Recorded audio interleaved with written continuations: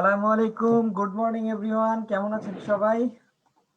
আলহামদুলিল্লাহ স্যার, ভালো আছি। আলহামদুলিল্লাহ স্যার, ভালো আছি। আপনি কেমন আছেন স্যার? জি, আমি আপনাদের আলহামদুলিল্লাহ স্যার, ভালো আছি। শুভকামনায় ভালো আছি। বাংলাদেশ ইনভেস্টমেন্ট ডেভেলপমেন্ট অথরিটি উদ্যোক্তা সৃষ্টি ও দক্ষতা উন্নয়ন প্রকল্প। আজকে আমরা মডিউল 5 নিয়ে আলোচনা করব। মডিউল 5 এর 5.6, 5.7 এবং 5.8 এই তিনটা বিষয় নিয়ে আলোচনা করব। যাদের মাইক্রোফোন অন আছে একটু অফ করে ফেলি। মিস্টার জাবের সাহেব, ইসমাইল হোসেন, মাইক্রোফোনটা অফ করে ফেলেন।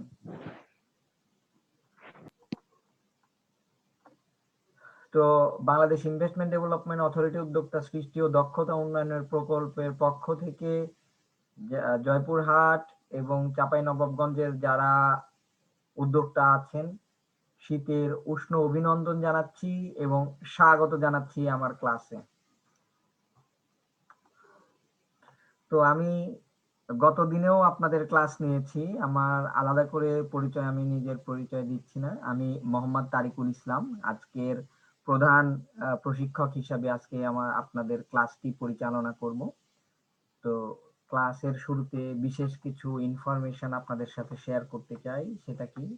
সেটা হচ্ছে আমি আজকের যে পাওয়ার পয়েন্ট প্রেজেন্টেশন টপিকটি আমি নিজ উদ্যোগে ফেসবুক গ্রুপে আপলোড করে দিয়েছি।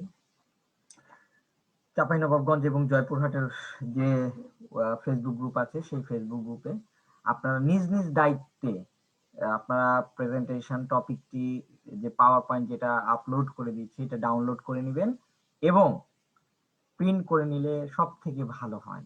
প্রিন্ট করে বাসায় একটি ফাইলে যত্ন সহকারে রাখলে পরবর্তী সময়ে আপনি যখন স্টাডি করবেন তখন আপনার সহায়ক হিসাবে কাজ করবে এবং আপনি যখন কোনো জায়গায় বুঝতে অসুবিধা বা আপনার বিজনেস লাইফে হয়তো বা সমস্যায় পড়বেন, তখন এই স্লাইডগুলো আপনি দেখলে ইনশাআল্লাহ আপনার সেই সমস্যার সমাধান আপনি নিজেই করতে পারবেন।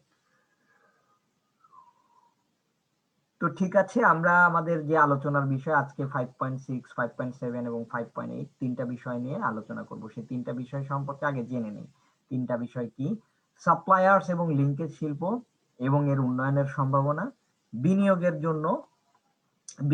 জন্য সাপ্লায়ার্স এবং লিঙ্কেজ শিল্প নির্বাচন, চতুর্থ শিল্প বিপ্লব এবং সাপ্লায়ার্স ও লিঙ্কেজ শিল্প বিনিয়োগের সম্ভাবনা। এই টোটাল তিনটা বিষয় কি কি? সাপ্লায়ার্স ও লিঙ্কেজ শিল্প এবং এর উন্নয়নের সম্ভাবনা, বিনিয়োগের জন্য সাপ্লায়ার্স ও লিঙ্কেজ শিল্প নির্বাচন, চতুর্থ শিল্প বিপ্লব এবং সাপ্লায়ার্স ও লিঙ্কেজ শিল্পে বিনিয়োগের সম্ভাবনা। এই তিনটা বিষয় নিয়ে আজকে আমরা আলোচনা করব। তো তিনটা বিষয় নিয়ে আর যদি আলোচনা করি তো দেখা যাক এই তিনটা বিষয়ে কার কার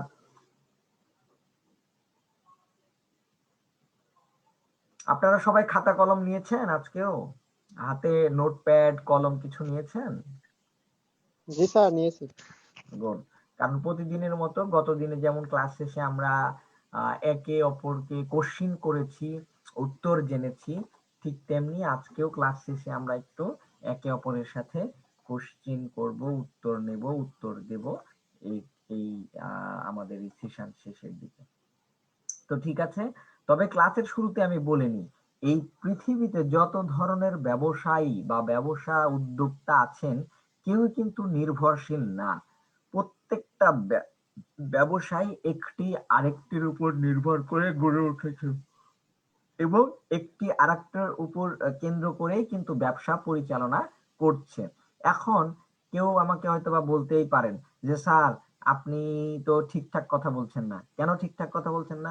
আমি ব্যবসা করছি, 10 জন মানুষকে আমি বেতন দিচ্ছি, 10 জন মানুষ আমার টাকায় তাদের যে নির্ভরতা সেটা চালাচ্ছে, তাদের ফ্যামিলি চালাচ্ছে, আমি প্রোডাকশন করছি, তাহলে আমি কেন নিজে নির্ভরশীল হইলাম না?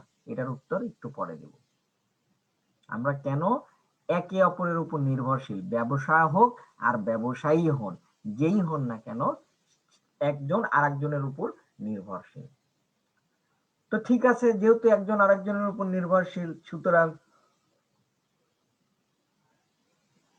আমরা দেখি যে কিভাবে নির্ভরশীল হলাম, তাই না? প্রথমে এখন কি কাল বলেন তো? এখন কি কাল? কি কাল চলতেছে? গরমকাল না উষ্ণকাল না কি কাল? চাঁপাইনবাবগঞ্জ এবং জয়পুরহাটের যারা উদ্যোক্তা আছেন? স্যার শীতকাল। শীতকাল স্যার। আচ্ছা, শীতকাল। শীতকাল চলেছে জি, স্যার। শীতকাল। তো শীতকালে সকালবেলা কি খেতে ভালো লাগে একটু বলতে পারবেন?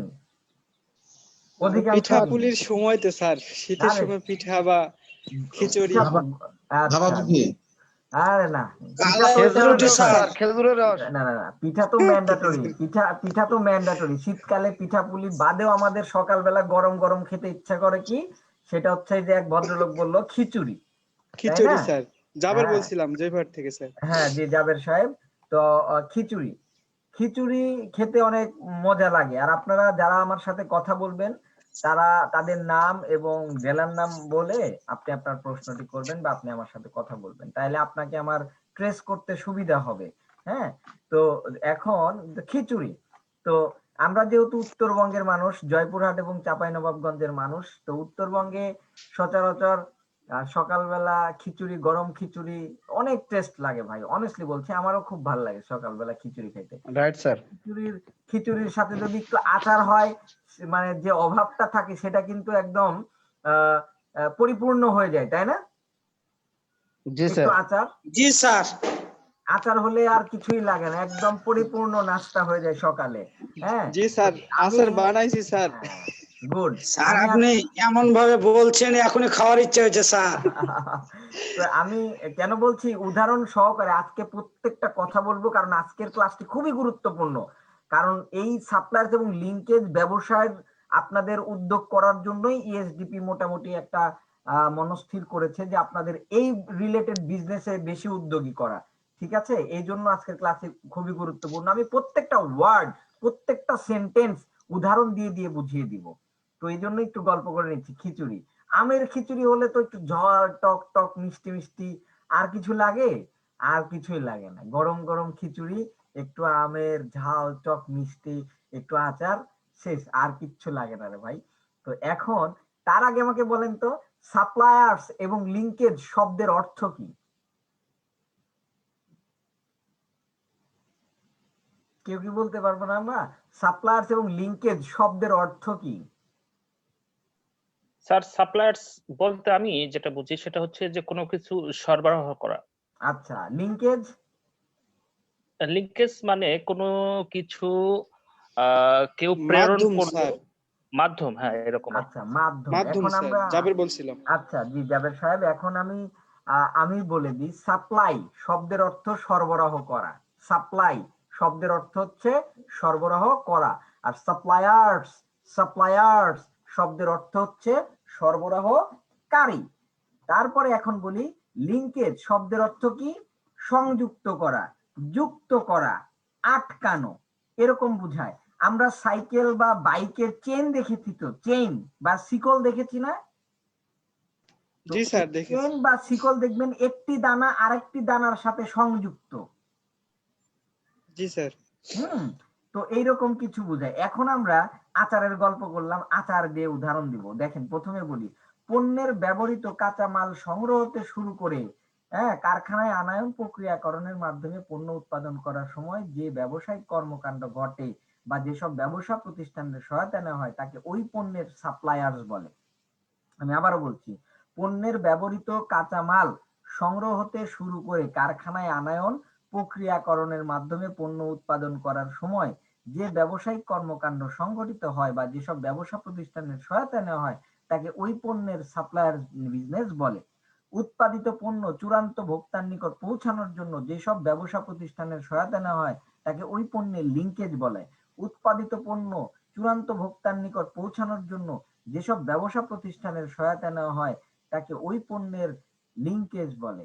এখন স্যার আপনি আচারের গল্প বললেন, ওইটা দিয়ে একটু বুঝায় দেন। এবার বুঝাবো আচারের গল্প দিয়ে। দেখেন, একটি আচার বানাতে হলে, ধরে নিচ্ছি আপনি মিস্টার এডি আব্দুল হান্নান সাহেব, ওনাকে আমি দেখতে পাচ্ছি, ধরেন হান্নান সাহেব আচারের ব্যবসা করে। কি আচারের ব্যবসা করে? আমের আচারের ব্যবসা করে। বা মিস্টার জাবের হোসেন, উনি আচারের ব্যবসা করে। বা কি আচারের ব্যবসা করে? আমের আচারের ব্যবসা করে। তাইলে আমের আচারের ব্যবসা করলে দেখেন র ম্যাটেরিয়ালস কি? ওই আমের আচারের র ম্যাটেরিয়ালস, অর্থাৎ আমের আচার বানাতে গেলে কাঁচা মাল কি কি লাগে? কাঁচা মাল লাগে, আম লাগে, তেল লাগে, লবণ, মশলাপাতি, চিনি অথবা গুড় লাগে, এই জিনিসগুলা লাগে। তো এবার দেখেন এই জিনিসগুলা নিয়ে, যেহেতু পণ্যের ব্যবহৃত অর্থাৎ পণ্যটা কি? আচার। আচারে ব্যবহৃত কি? কাঁচা মাল, অর্থাৎ ওই কাঁচা আম, তেল, মশলাপাতি এগুলা সংগ্রহ হতে শুরু করে, কোথা থেকে সংগ্রহ হতে শুরু করে? এগুলা তো ছুমন্তর বা জাদু মন্তর দিলেই তো তৈরি হবে না, এগুলা বাজার থেকে কিনতে হয়। হ্যাঁ, এগুলা বাজার থেকে কিনতে হয়।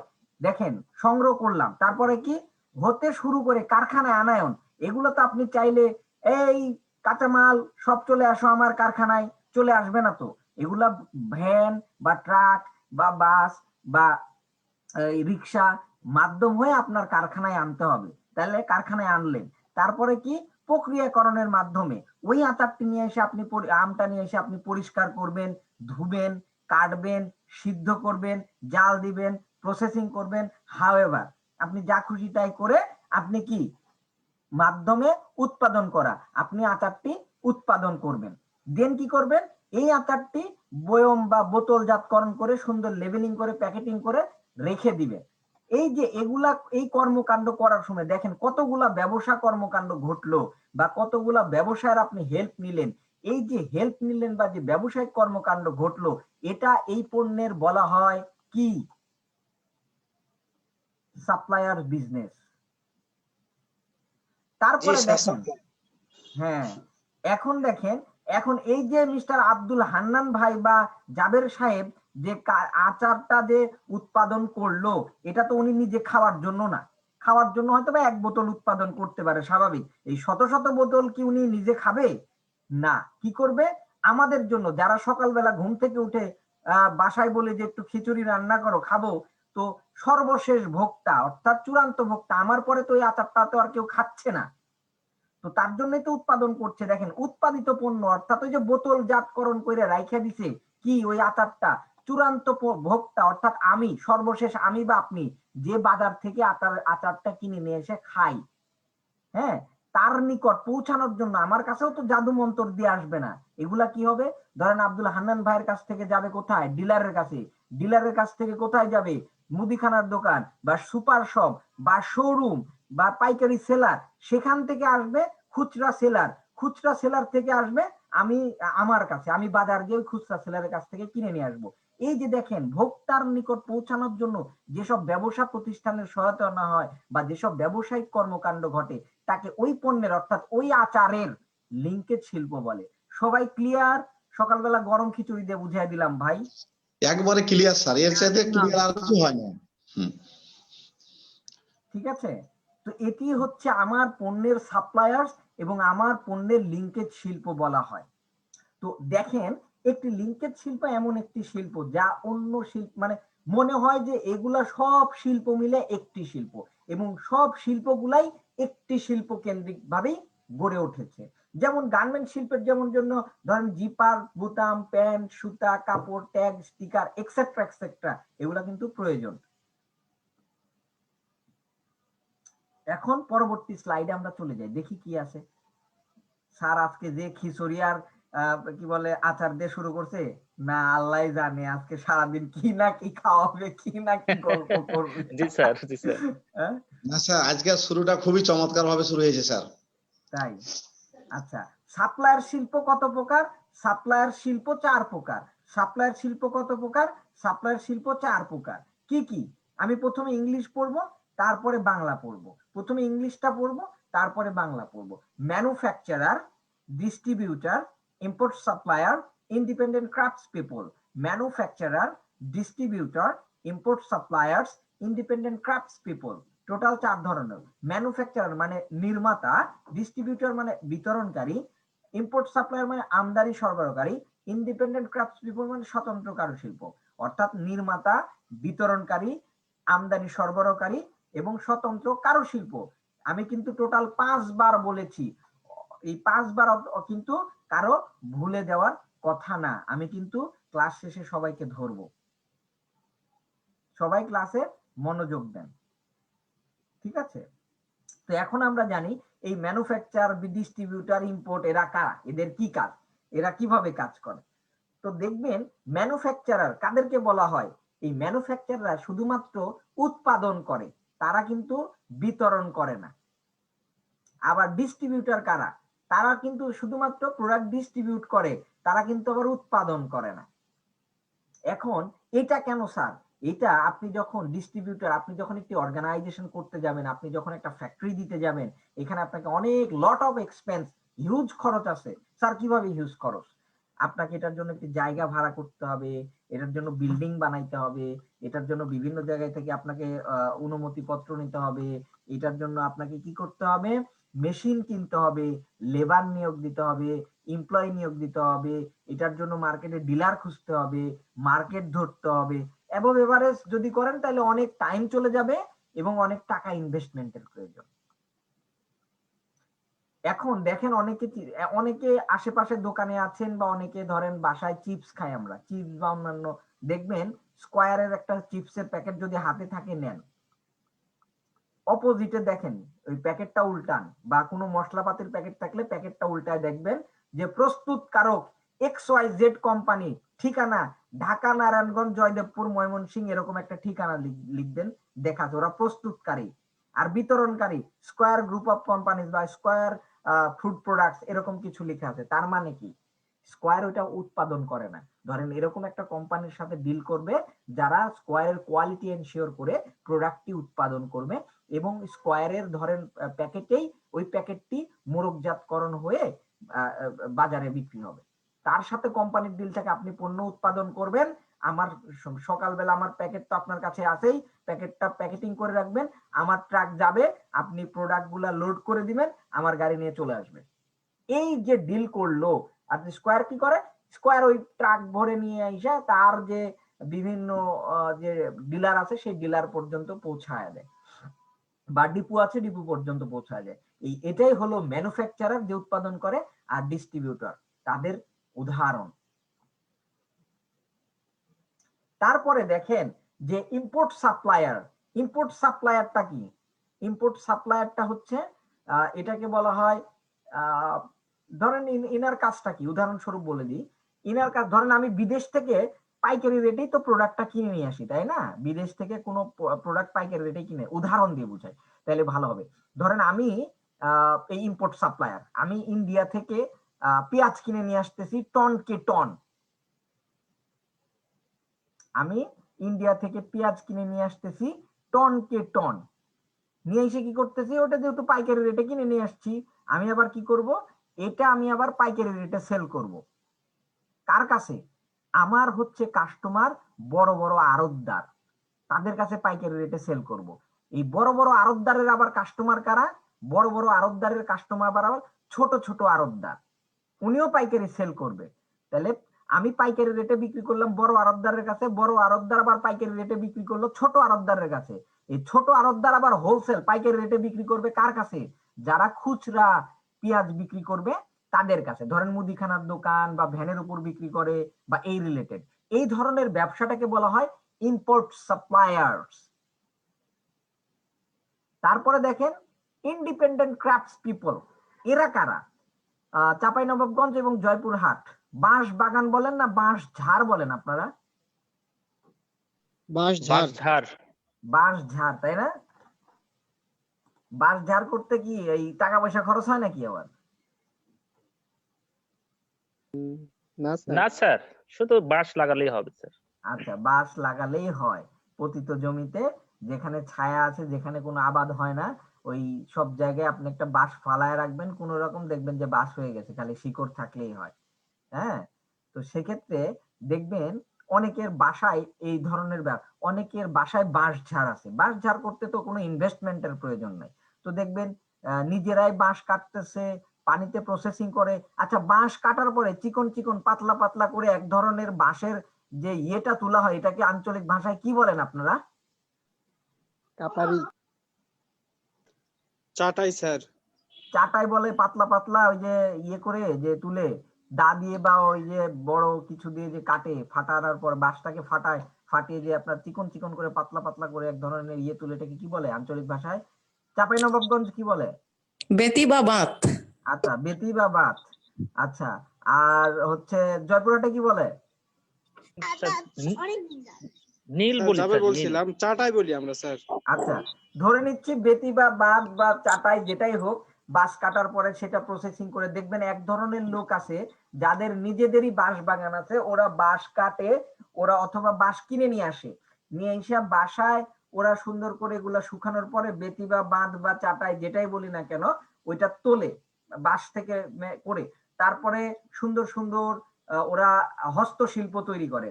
অর্থাৎ দেখবেন যে খাবার ঢেকে রাখার জন্য এক ধরনের পাতলা পাতলা একটা একটা সুন্দর ঢাকনার মতো তৈরি করা হয়। হ্যাঁ, হ্যাঁ, আমি আব্দুল হান্নান বলছি, চাঁপাইনবাবগঞ্জে ওইটা হলো সরপেস বলে, সরপেস স্যার। আচ্ছা, ওইটা ওইটা ওইটা বানায়। তারপরে মাটি কাটার জন্য যেটা ব্যবহার করা এটাকে কি বলা হয়? ডালা না ডালি না কি না ঝাড়ি ঝুড়ি, মাথায় করে যে মাটি। বালি বলা হয়। জয়পুরহাট থেকে জাবের বলছিলাম স্যার স্যার, আমরা আমাদের ডালি চাপাইয়ের বলি স্যার। ভাষায় বলে ডালি।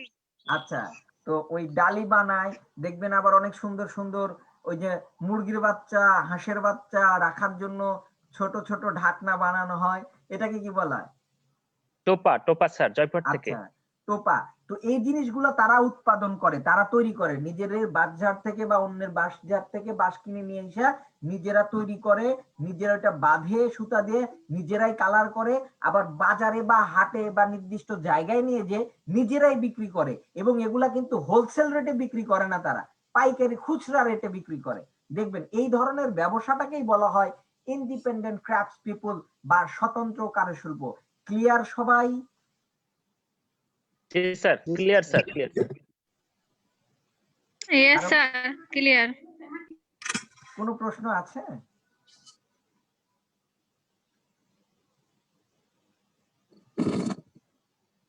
কারো কি কোনো প্রশ্ন আছে?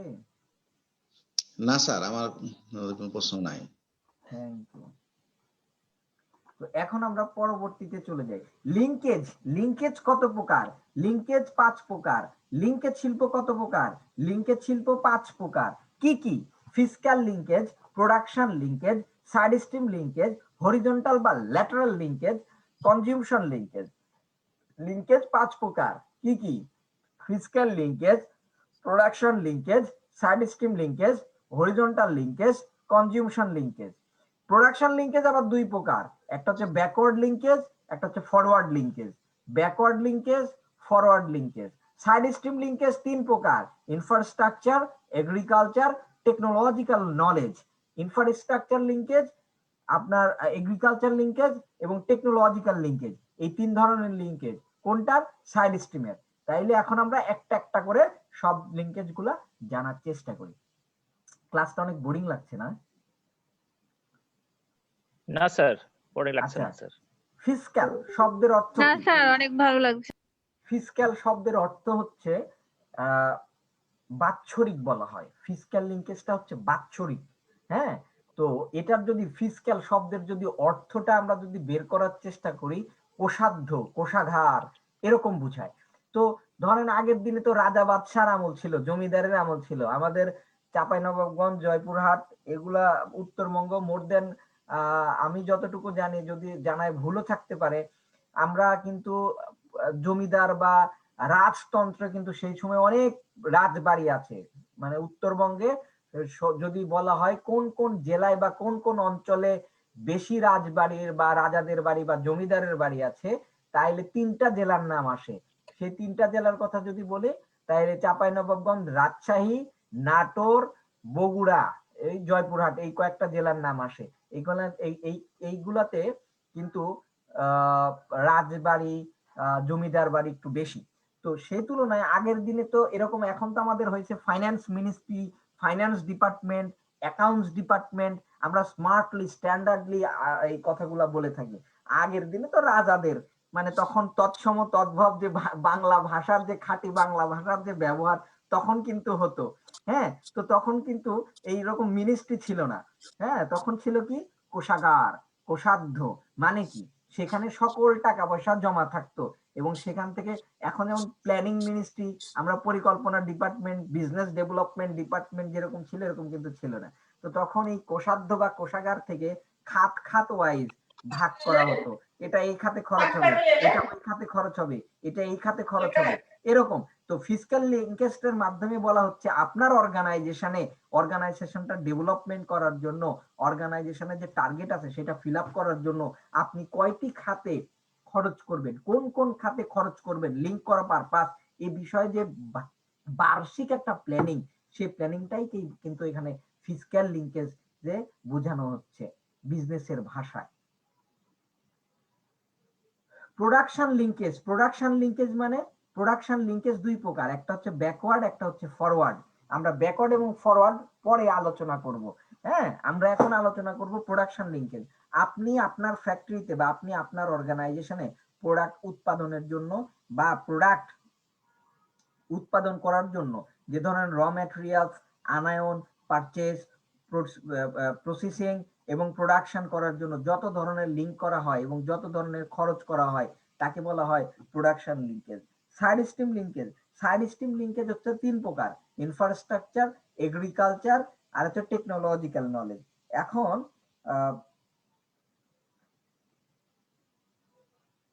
এখন আমরা জানি যে ইনফ্রাস্ট্রাকচার সাইড স্ট্রিম লিঙ্কেজটা কি। আমি 1 মিনিট একটু সবার কাছ থেকে সময় নিচ্ছি, 1 মিনিট।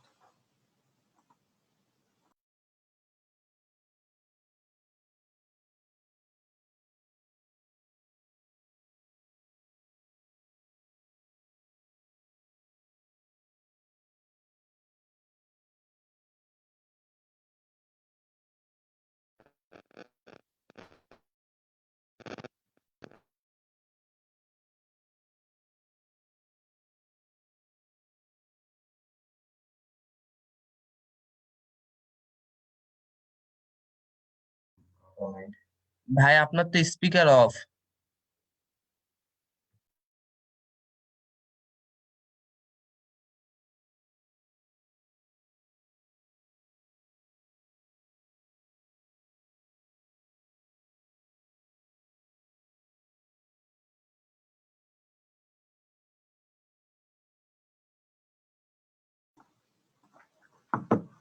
আচ্ছা, এক্সট্রিমলি সরি ফর। এখন বলি সাইড স্ট্রিম লিঙ্কেজটা কি। ধরেন মিস্টার এই যে আব্দুল হান্নান ভাই যেহেতু আমের ব্যবসা করে বা আমের আচারের ব্যবসা করে, বা মিস্টার জাবের সাহেব আমের আচারের ব্যবসা করে, তো যেহেতু আমি সাপ্লাই ব্যবসা করি, তাইলে আব্দুল হান্নান ভাই কোনো কারণবশত বাড়ি থেকে বের হতে পারছে না, যে কোনো কারণবশত হোক উনি বাড়ি থেকে বের হতে পারছে না, বাজারে যে কিনতে পারছে না। এখন মিস্টার হলো আব্দুল হান্নান ভাই কি করলো, আমাকে ফোন দিল, স্যার আপনি আমাকে 50 কেজি আম 40 টাকা কেজি দরে 50 কেজি আম দিয়ে যেতে পারবেন স্যার আজকে বিকালের মধ্যে? তাই আমি বললাম ঠিক আছে, আপনাকে আমি 50 কেজি আম দিয়ে আসবো 40 টাকা কেজি দরে। ওকে ডান। আমি বাজার থেকে বা যেখান থেকে হোক ওনার জন্য আম কালেক্ট করলাম 50 কেজি, তারপরে নির্ধারিত সময়ের আগেই উনাকে ডেলিভারি দিয়ে চলে আসলাম। উনি উনার প্রোডাকশনটা শুরু করলো। এখন দেখেন, আমাকে সবাই একটু বলেন তো, উনি সরাসরি আমার সাথে দেখা না করেও কয়টা মাধ্যমে যোগাযোগ করতে পারবে? কি কি মাধ্যমে যোগাযোগ করতে পারবে বলতে পারবেন একটু? স্যার টেলিফোন, মোবাইল, হ্যাঁ, অথবা কোনো মাধ্যম পাঠিয়ে স্যার, কারো মাধ্যমে। আচ্ছা, উনি আমার সাথে ওভার টেলিফোনে যোগাযোগ করতে পারেন, স্যার উনি ফেসবুকে আমার যোগাযোগ মাধ্যমে, করতে পারে। উনি আমার সাথে অনলাইনে যোগাযোগ করতে পারে, উনি আমার সাথে হোয়াটসঅ্যাপ, মেসেঞ্জার, ইমেইলে যোগাযোগ করতে পারে, অনেক ওয়ে আছে। তো এই যে মাধ্যম, উনার কাজ কিন্তু বন্ধ থাকলো না, উনি কোনো না কোনো ওয়েতে।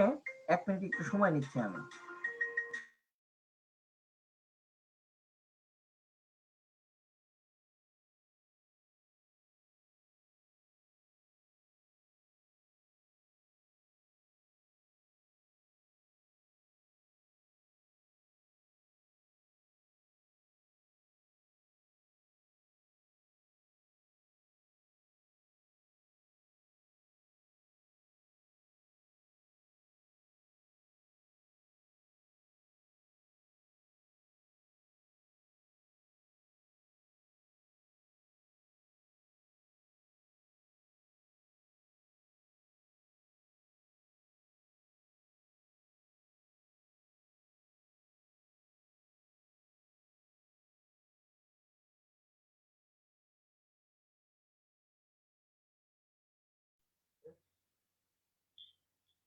জাবের ভাই, আপনি কি কিছু বলবেন?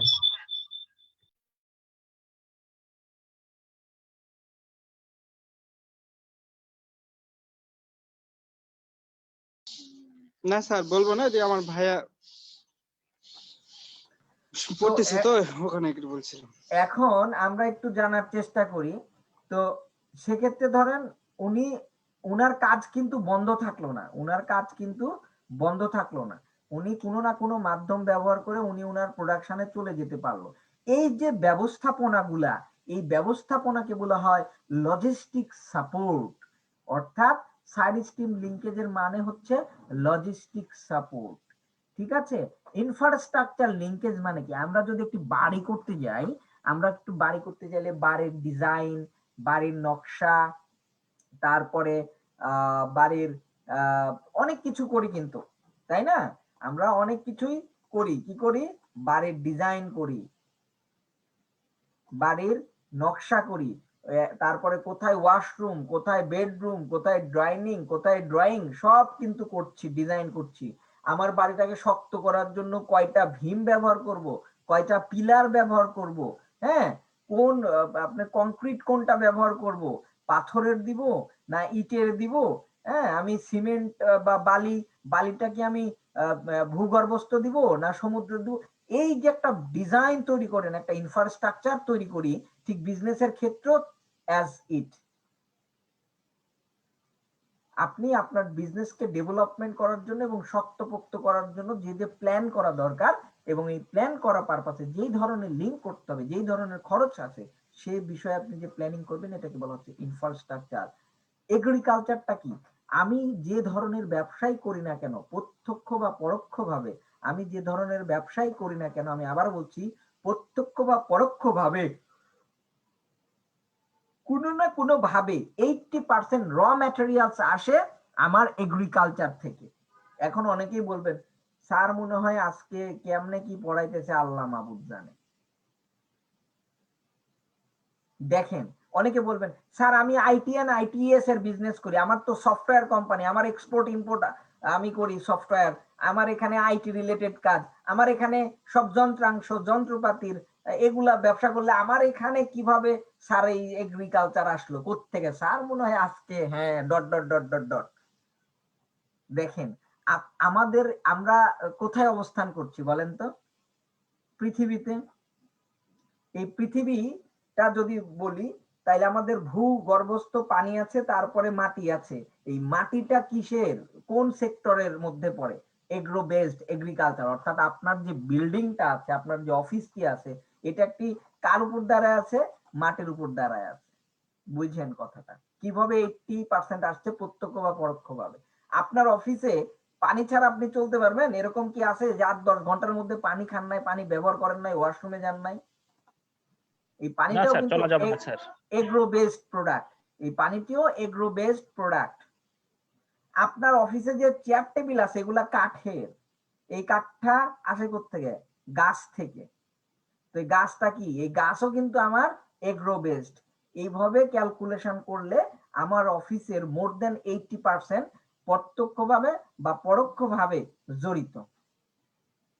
টেকনোলজিক্যাল নলেজ, দেখেন টেকনোলজিক্যাল নলেজ এখন যুগের সাথে তাল মিলাতে গেলে, কখনো আমরা ধীরে ধীরে আরো পাবো, যুগের সাথে তাল মিলাতে গেলে আপনার কোম্পানির প্রোডাকশন, আপনার কোম্পানির কমিউনিকেশন, আপনার কমিউনিকেশন কোম্পানির ডেভেলপমেন্ট করতে গেলে টেকনোলজিকের উপর আপনাকে 100% কি করতে হবে? নির্ভর হতে হবে, নির্ভরশীলতা বাড়াতে হবে। সুতরাং আপনাকে টেকনোলজি ব্যবহার করতে হবে। দেখেন, কেউ আছে জয়পুরহাট, কেউ আছে চাঁপাইনবাবগঞ্জ, আমি আছি ঢাকা। তো অ্যাবোভ এভারেজ যদি ক্যালকুলেশন করি, ঢাকা টু চাঁপাইনবাবগঞ্জ মোর দেন 260 কি 270-80 কিলো এরকম হবে। না স্যার 314 কিলো স্যার। আচ্ছা, 314 কিলো। দেখেন, মোটামুটি বাড়ির কাছে গেছে আর কি। তো 314। আবার জয়পুরহাটের কথা যদি বলি, তাহলে 350-450 কিলো, 360-70 কিলো এরকম লং ডিস্টেন্স। কিন্তু আমরা একই সময়ের মধ্যে ঢাকা, চাঁপাইনবাবগঞ্জ, জয়পুরহাট কি করলাম? ক্লাসটা কি করছি? পরিচালনা করছি এইরকম টেকনোলজি ব্যবহার করে। তো এই ধরনের কমিউনিকেশন কি বোঝায়। হরিজন্টাল কে আবার ল্যাটারাল, হরিজন্টাল শব্দের অর্থ সমতা, এরকম কিছু বোঝায়। তো কেন স্যার সমতা? এখন আব্দুল হান্নান ভাইয়ের সাথে আমার ডিল হয়েছিল কত টাকা দরে কত কেজি আম দেওয়ার, বলেন তো? 40 টাকা স্যার, 40 টাকা দরে স্যার, আমি 40 টাকা দরে 50। 40 টাকা দরে 50 কেজি। 40 টাকা দরে 50 কেজি। এখন স্যারের সাথে যেহেতু ভালো সম্পর্ক, এখন স্যার, আমি স্যারকে আইনে দিছি ধরেন 20 টাকা কেজি দর আম পাইছি, যেভাবে হোক 20 টাকা কেজি দর আইনে দিছি আমি আব্দুল হান্নান সাহেবকে। আব্দুল হান্নান সাহেবের সাথে দেখা যাচ্ছে আমার ভালো সম্পর্ক। টাকা পয়সা যখন দিবে আব্দুল হান্নান ভাই, তখন বললো, স্যার আপনি তো 20 টাকা কেজি দর আনছেন, আমি তো শুনছি, ঘটনা তো সত্যি, কিন্তু আমি তো আপনার 40 টাকা কেজি দর দিতে পারবো না স্যার, আমি আপনার 30 টাকা কেজি দর দিব। এইটা কিন্তু করা যাবে না। অর্থাৎ সমতা মানে কি? আপনার সাথে যে ডিল হবে, অর্থাৎ আপনার এই হরিজন্টাল বা ল্যাটারালের মাধ্যমে, এই লিঙ্কেজের মাধ্যমে বোঝানো যাচ্ছে আপনার কমিউনিকেশন স্কিল, আপনার ডেভেলপমেন্ট স্কিল এবং কমিটমেন্ট স্কিল ঠিক রাখা। তো সুতরাং আপনার সাথে আমার যে ডিল হবে সেটাই পাক্কা থাকবে। আমি আপনাকে মাগনা আইনা দিই, না ফ্রি আইনা দিই, না আমি আমার গাছের আইনা দিই, this is not your headache. Sir তাহলে এই পয়েন্টটা হলো মুসলমানের এক কথা। এক্স্যাক্টলি। সুতরাং আমি যেভাবেই হোক এনে দিয়ে আপনার সাথে আমার ডিল হয়েছে, সেই ডিলটা ফিল আপ করা। তাহলে হবে কি, আপনার সাথে আমার ব্যবসায়িক দ্বন্দ্ব হয় কিন্তু এই সব কারণে, কথার বরখেলাপের কারণে। কমিউনিকেশন, কমিটমেন্ট এবং আপনার যে নিজের যে ডেভেলপমেন্ট, এই তিনটা স্কিলের যে কোনো একটি স্কিল ল্যাকিং হবে, লিঙ্কেজে ল্যাকিং হবে, আপনার ব্যবসার কিন্তু ফল ডাউন করবে। সুতরাং আপনি আমার সাথে, আচ্ছা ধরে নিচ্ছি আপনার সাথে আমার বহুত বার্গেটিং হইলো, আমি যেহেতু টাকা ইনভেস্ট করেছি সুতরাং আপনার কাছ থেকে নিলাম, সেকেন্ড টাইম কিন্তু আমি আপনার সাথে আর ব্যবসা করব না। তাইলে কি হলো, আপনার একটা সাপ্লায়ার হারালো, আপনার একটা ভালো সম্পর্ক হারালো, অনেক কিছুই হবে।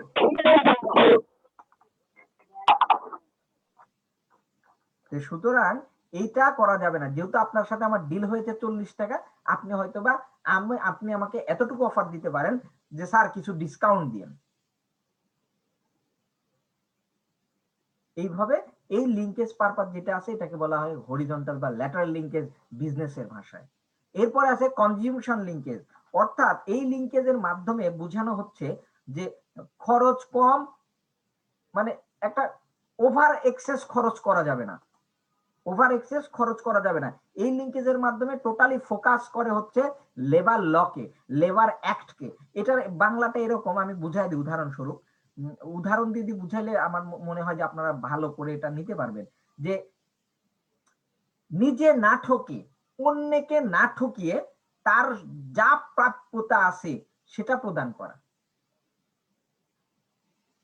নিজে না ঠকে, এখন কস্ট কনজিউম মানেই তো প্রফিট হাই একটা বিজনেসের, কিন্তু কস্ট কনজিউম করা মানে অন্যের উপর বুলডোজার চালায় আপনি কস্ট কনজিউম করবেন, সেটা করা যাবে না। লেবার অ্যাক্ট মেনটেন করতে হবে। এটা কিরকম লেবার অ্যাক্ট? মানে আমি আমার বা আপনার অর্গানাইজেশনে হিউজ পরিমাণ এমপ্লয়ি এবং মজুরি কাজ করে। এমপ্লয়ি কারা? যারা মাসিক চুক্তিতে কাজ করবে, যাদের একটা ডেজিগনেশন আছে। আর লেবার কারা? যারা ডে বেসিস কাজ করবে, যাদের কোনো ডেজিগনেশন নাই। তো দেখা যায় অনেক সময় আমরা একটা এমপ্লয়িকে যার 1 বছর বা 2 বছর এক্সপিরিয়েন্স, তাকে স্যালারি দিচ্ছি 10,000 টাকা, উদাহরণস্বরূপ বলছি। আর যার কোনো এক্সপিরিয়েন্স নাই তাকে কোনো কারণবশত স্যালারি দিচ্ছি আমরা 20,000 টাকা। এইটা করা যাবে না। অর্থাৎ this is one kind of HR, human resource rules, HR law. HR লটা গড়ে ওঠে সম্পূর্ণ কিসের উপর? লেবার ল এর উপর, লেবার অ্যাক্টের উপর। সুতরাং যার যতটুকু প্রাপ্যতা, সে 1 বছর হোক, 2 বছর হোক, 3 বছর হোক, তার অভিজ্ঞতা অনুযায়ী তাকে তার প্রাপ্যতা প্রদান করা।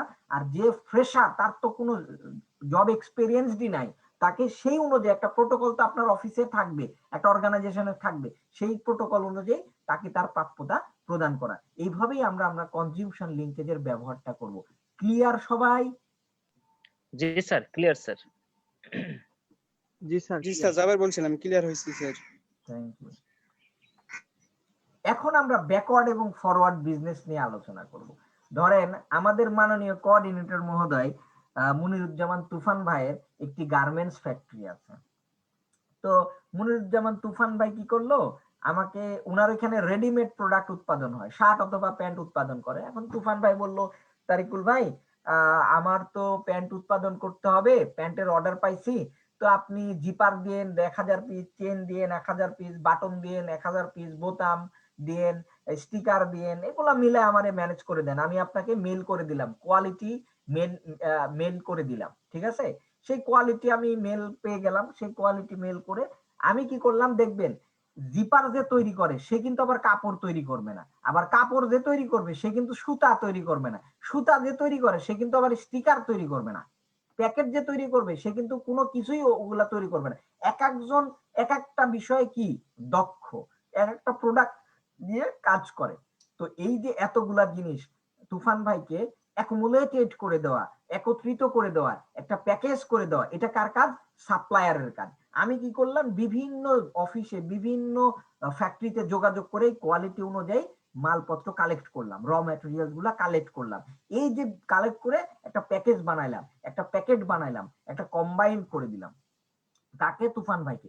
এই যে ওই প্রোডাক্ট গুলো আনার জন্য বিভিন্ন জায়গায় যে কমিউনিকেশন, যোগাযোগ, এই যোগাযোগ করে যে একত্রিত করলাম র ম্যাটেরিয়ালস গুলা, এগুলাকে বলা হয় ওই প্রোডাক্টের কি ব্যাকওয়ার্ড লিঙ্কেজ।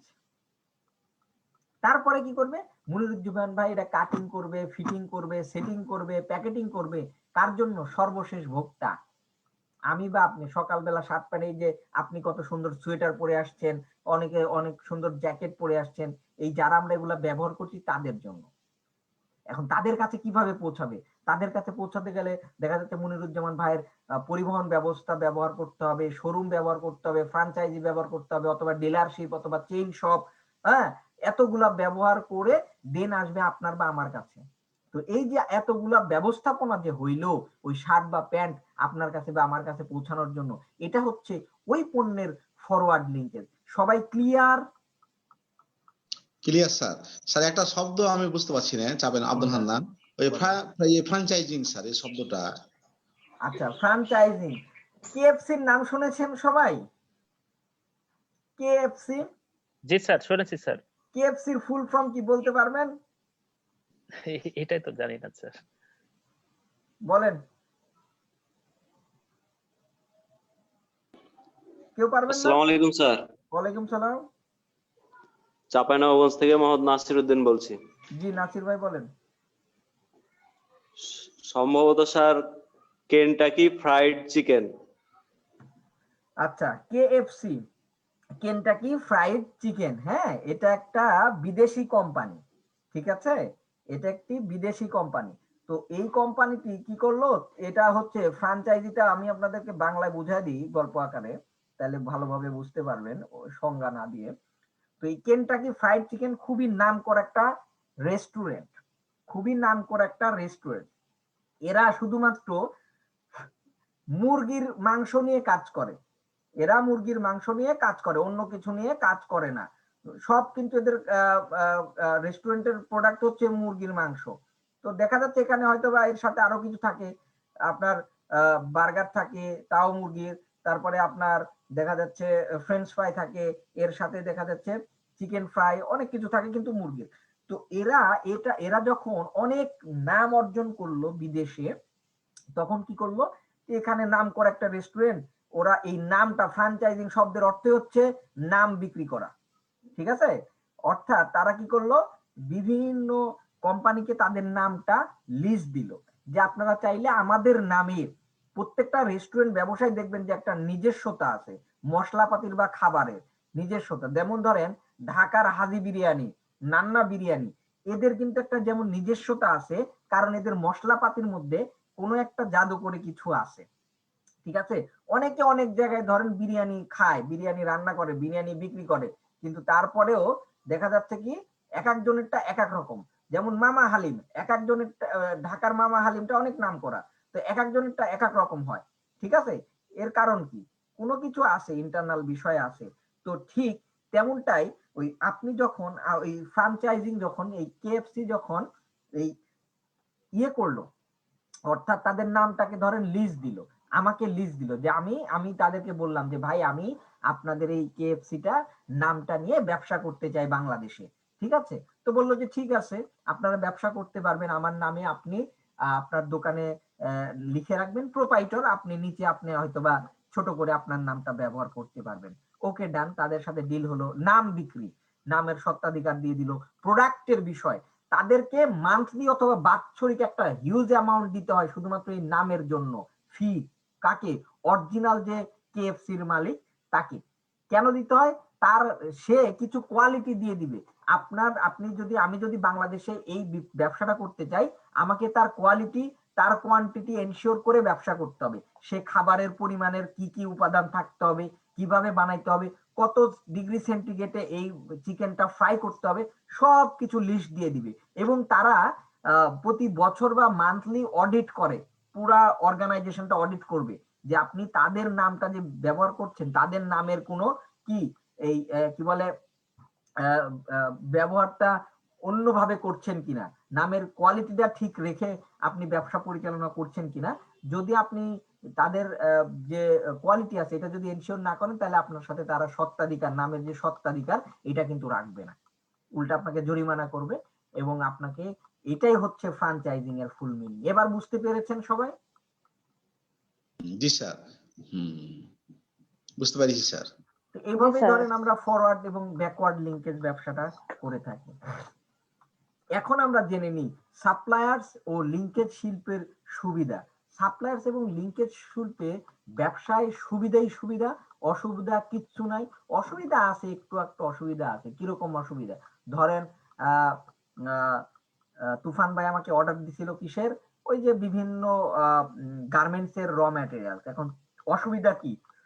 তুফান ভাই মনে মনে রাতের বেলা চিন্তা করতেছে, তারেক ভাইরে তো আমি অর্ডার দিলাম, আমি তো চাইছিলাম জাপানি প্রোডাক্ট, উনি কি আবার চায়না প্রোডাক্ট আমারে আইনা দেয় কিনা।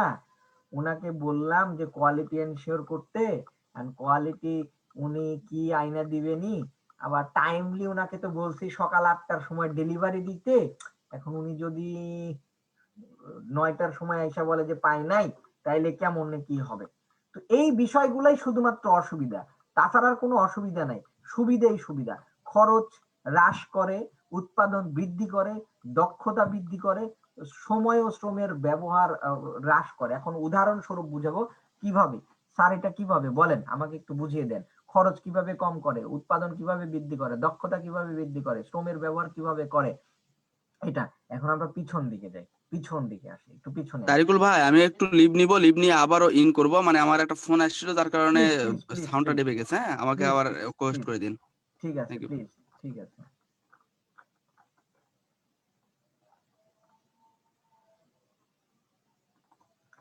তো ধরেন আমাদের তুফান ভাই একটা অর্ডার পাইছে, কখন? দুপুর 2টার সময়। হ্যাঁ, তুফান ভাই অর্ডার পাইছে দুপুর 2টার সময়। ও 7 দিনে 7000 পিস, অর্থাৎ 7 দিনের মধ্যে ওনাকে 7000 পিস প্যান্ট উৎপাদন করে দিতে হবে। হ্যাঁ, তুফান ভাই, আমি আগে একটু তুফান ভাইকে আমি করে দিই, পোস্ট করে দিই।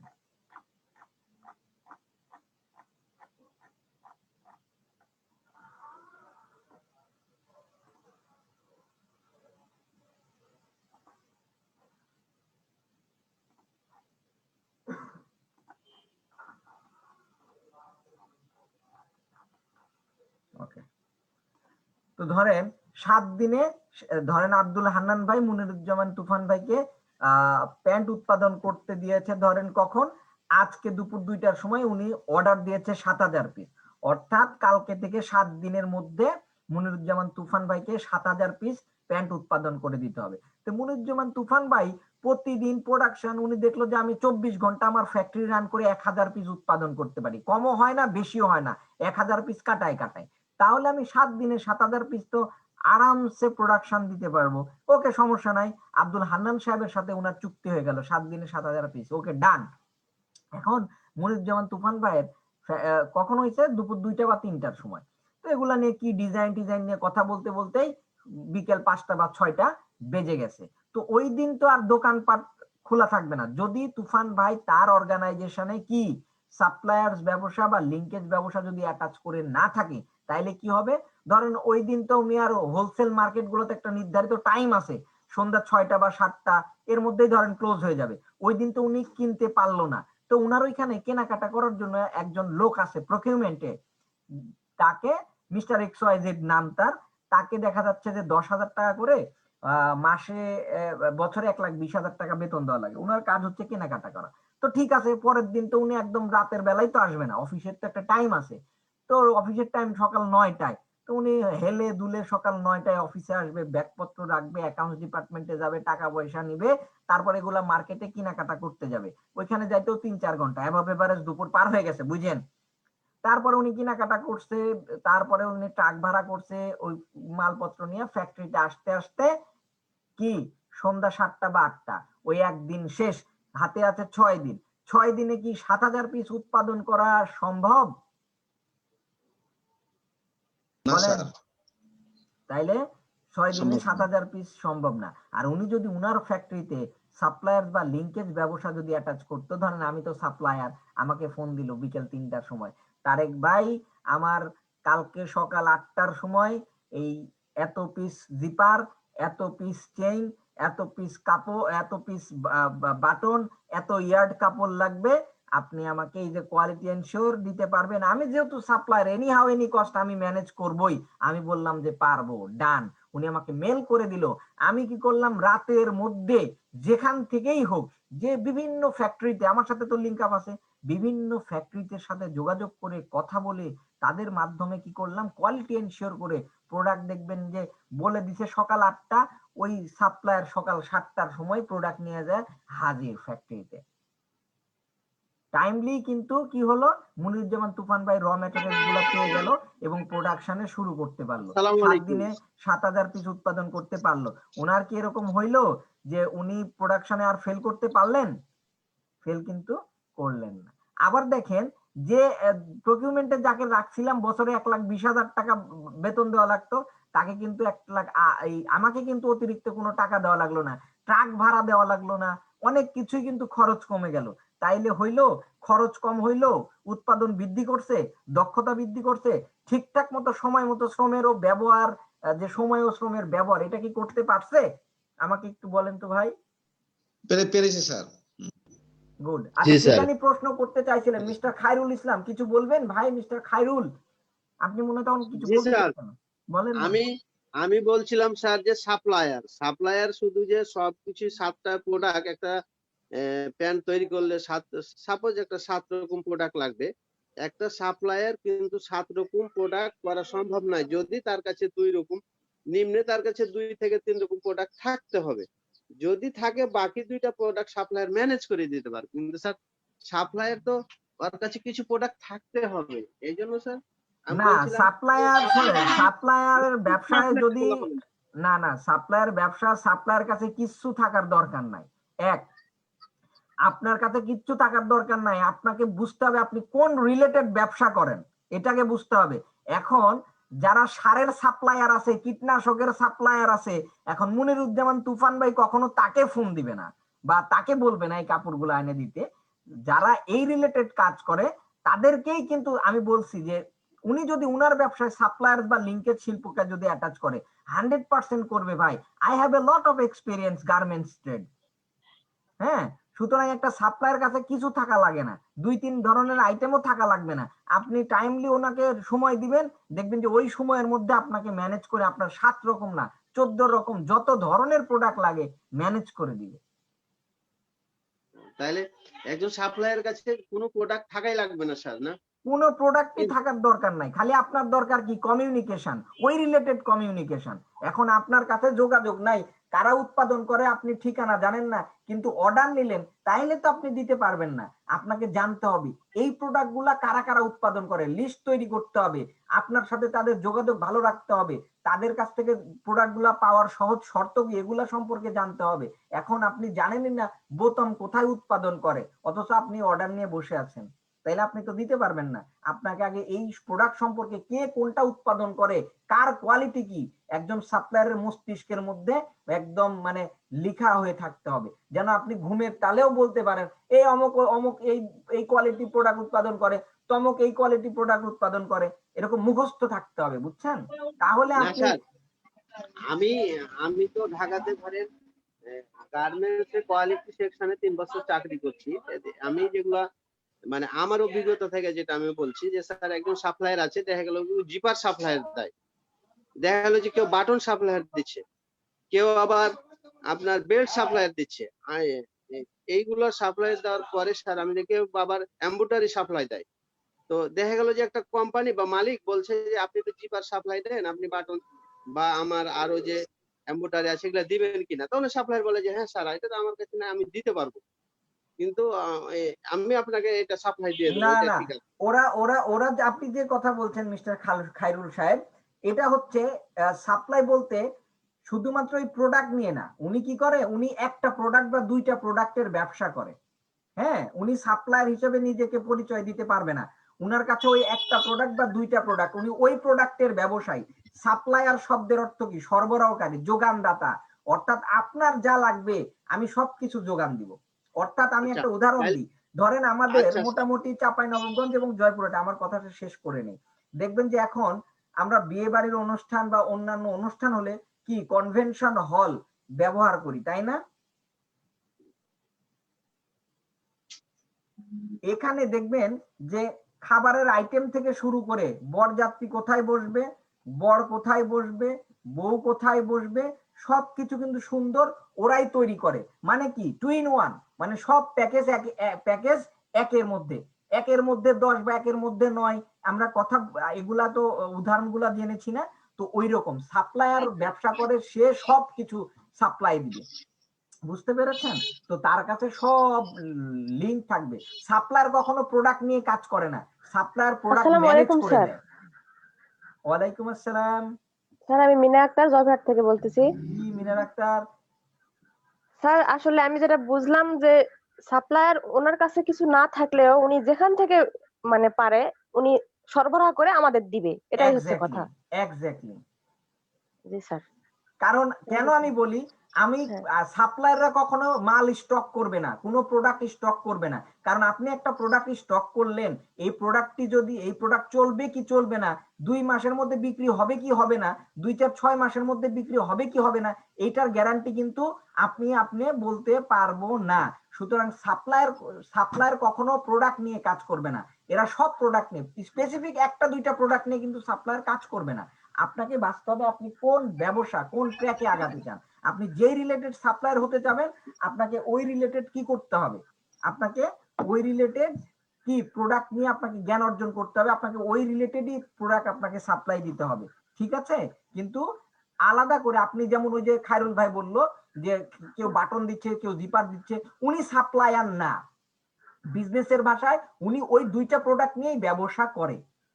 অর্থাৎ সাপ্লায়ার হচ্ছে যারা মানে ওই যে বাটন বললেন, তারপর জিপার বললেন, এরকম যত আছে এই এই ধরনের সব সব ওই ব্যবসায়ীদের সাথে সাপ্লায়ারের লিংক থাকবে। উনি Exactly. ওনাদের থেকে Manage করে সব দিবেন। সরবরাহ করে, হ্যাঁ সরবরাহ করে আমাদের আবার দিবে, যারা অর্ডার দিবে তারা। এক্স্যাক্টলি। স্যার সাপ্লায়ার দেখা যাচ্ছে থার্ড পার্টি তাহলে। সাপ্লায়ার মধ্যস্থতাকারী। জি sir, third party. Third party. জি, সাপ্লাই চেইন ম্যানেজমেন্ট যেগুলাতে যারা কাজ করে আর কি। হুম। তো খায়রুল ভাই বিষয়টা বুঝতে পেরেছেন? খায়রুল ভাই,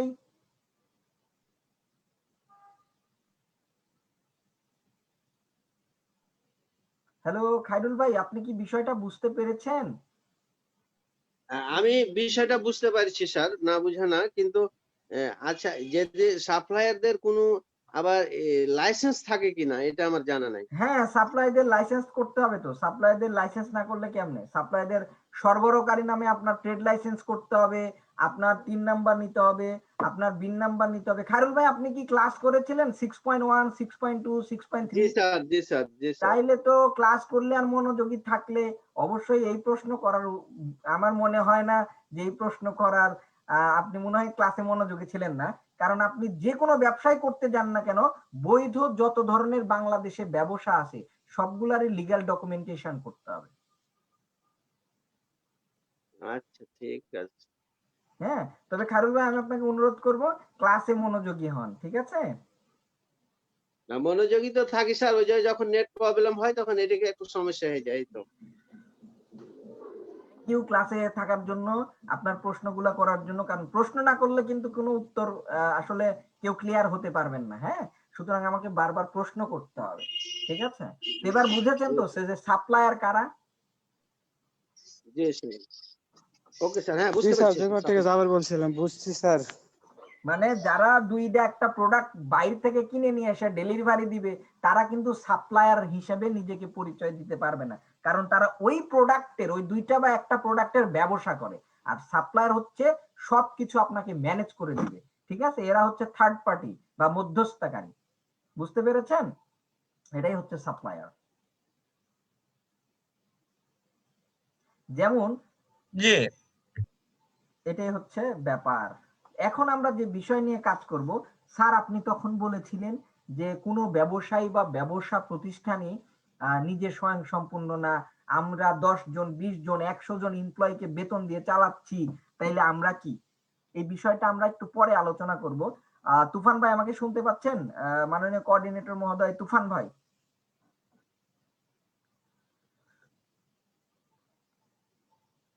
হ্যাঁ ভাই, শুনতে আমি পাচ্ছি। একটা রিফ্রেশমেন্ট টাইম নিতে চাই। তাহলে আমরা 11টা 13 বাজে আমরা 11টা 23-এ চলে আসি নাকি? 10 মিনিটে যদি আমরা একটু আরেকটু সময় নিই, 5-15 মিনিট নেই। 11:30 করেন স্যার। আচ্ছা ঠিক আছে, তাহলে আমরা 11:30 ফ্রি বস। ততক্ষণ পর্যন্ত আপনারা কেউ লিভ নিব ক্লাসে না। লিভ নেবেন না। এটা একটু একে অন্যের সাথে আমরা কথোপকথন করি, আমরা ফ্রেন্ডশিপ তৈরি করি, বিজনেস ফ্রেন্ডশিপ। ঠিক আছে, চাঁপাইনবাবগঞ্জ এবং জয়পুরহাট, আপনারা আপনাদের প্রোডাক্ট চাঁপাইনবাবগঞ্জে পাঠান, চাঁপাইনবাবগঞ্জের প্রোডাক্ট জয়পুরহাটে নিয়ে এসে সেলস করেন, এরকম ফ্রেন্ডশিপ তৈরি করেন। আমি ঠিক ফিরবো হচ্ছে 11:28-এ।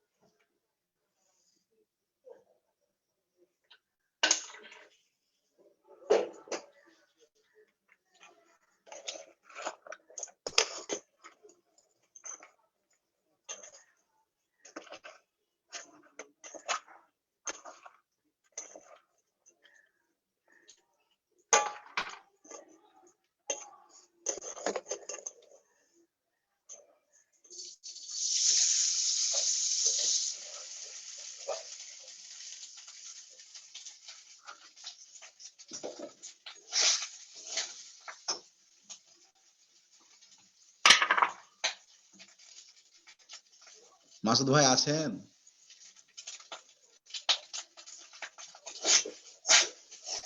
আসসালামু আলাইকুম। আরে হানুন স্যার যে ভিডিও থেকে সরে গেলেন, ছবিটা দেখতে পাই না, এটা কেমন হলো? আমি আছি স্যার। আছি স্যার, ভিডিও সঙ্গে আছি।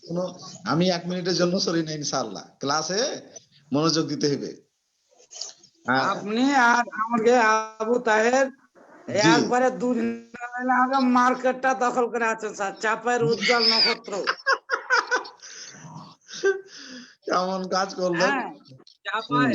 এটা ঠিকই তো স্যার, আমরা একটা টুকি করলে আপনার কাছে সহযোগ দিলে পূরণ করে নিব।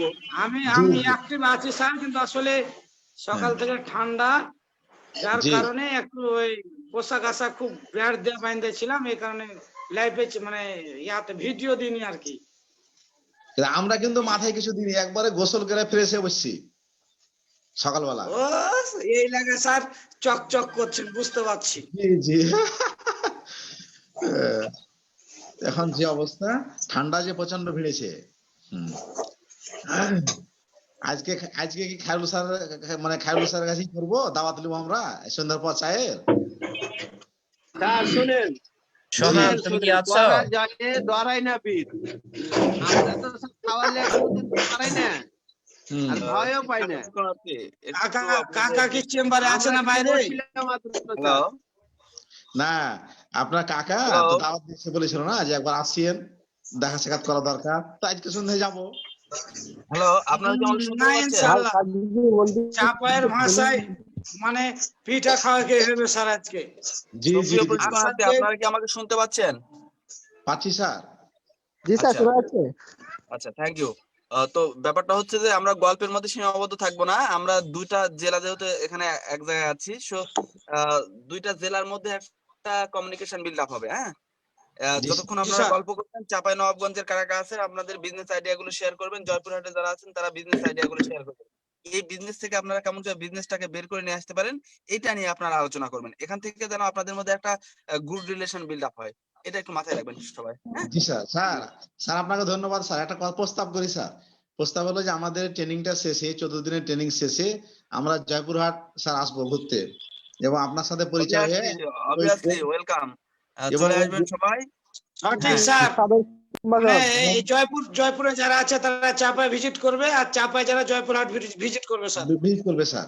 এবং ওই দিন স্যার বলা থাকবে আপনাকে, যাতে এই 14তম ব্যাচের সকলেই যাতে একসাথে হয়, আপনার অফিসে হোক বা বাইরে কোথাও হোক, আমরাও সেখানে যাবো, এই আর কি স্যার প্রস্তাব থাকলো।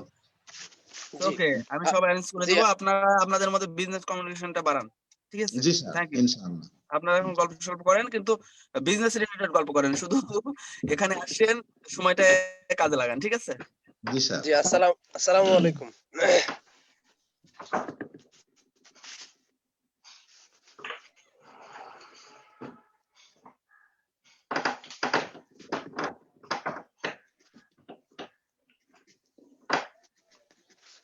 রোহান, তুমি কি আছো?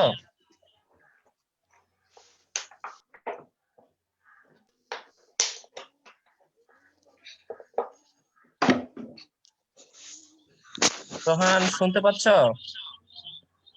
ওই যে প্রতিদিনের রিপোর্টটা দিতাম পারে।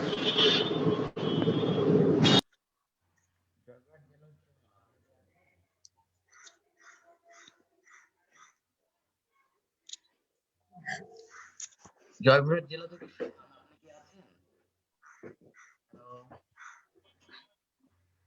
হান্নান স্যার কি আছেন?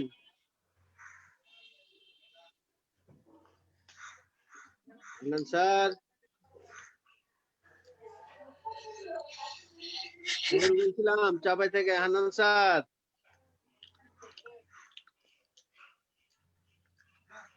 বলেন। হান্নান স্যার নাই নাকি? আরে আছি, হান্নান স্যার যাবে কোথায়? আচ্ছা শুনেন স্যার, জি, বলছিলাম যে আমরা তো ওই যে টেলিমেডিসিনটা একটু চালু করবো, মধ্যে সাথে আমাদের হোমিও চেম্বারে একটু সহযোগিতা করিয়েন। কোথায় কোথায় এর বুঝলাম না। এই অনলাইনে। আচ্ছা আচ্ছা আচ্ছা, করোনা চলে যে, করোনা চলে আপনি যে তো স্যার অনলাইনে। শুধু, আপনি তো স্যার ওই যে একজন ওই সামনে ব্যবসায়িক না, আপনি যে একজন ডাক্তার জি স্যার। হোমিও, তো এই জন্য স্যার বলছিলাম যে আমরা যদি এটাই করি তো আমাদের মাস্টার স্যারদের একটু ওই যে মধ্যে সাথে একটু ক্লাস গালা করে দিয়েন। আরে সর্বনাশ, বড় বড় স্যারের কাছ থেকে শিক্ষা নিতে হবে। আরে না, বড় বড় কাছ থেকে নিবই, তা আমরা তো প্রথমে চিকিৎসা দিতে পারবো, যেরকম মাসুদ স্যার আছে, আপনারা আছেন, আর ওই যে হারুন স্যার আছে। জি, হ্যাঁ, আমরা তো ইউনিয়ন পর্যায়ে নিয়ে যাবো, মানে চাপাই টু বর্ডার। চাপাই টু বর্ডার, হ্যাঁ। চাপাই টু বর্ডার, এখন বর্ডারের লোকজন আমাদের যে পর্দা পারে আছে তো, জি, ওরা তো আর ওই যে দেখা গেল যে রাস্তা খরচ করে আসতে পারেন না, ওইখানে দেখা গেল ডেলিভারি কেস ওখানে হয়ে গেল, ওখানে মারা গেল। কাকা আমি আর কয়েক মিনিট পরে একটা যোগ দিচ্ছি কাকা, একটা রুগী আসছে, একটু কথা বলছি খালি। আচ্ছা ঠিক আছে। হ্যাঁ কাকা। ঠিক আছে।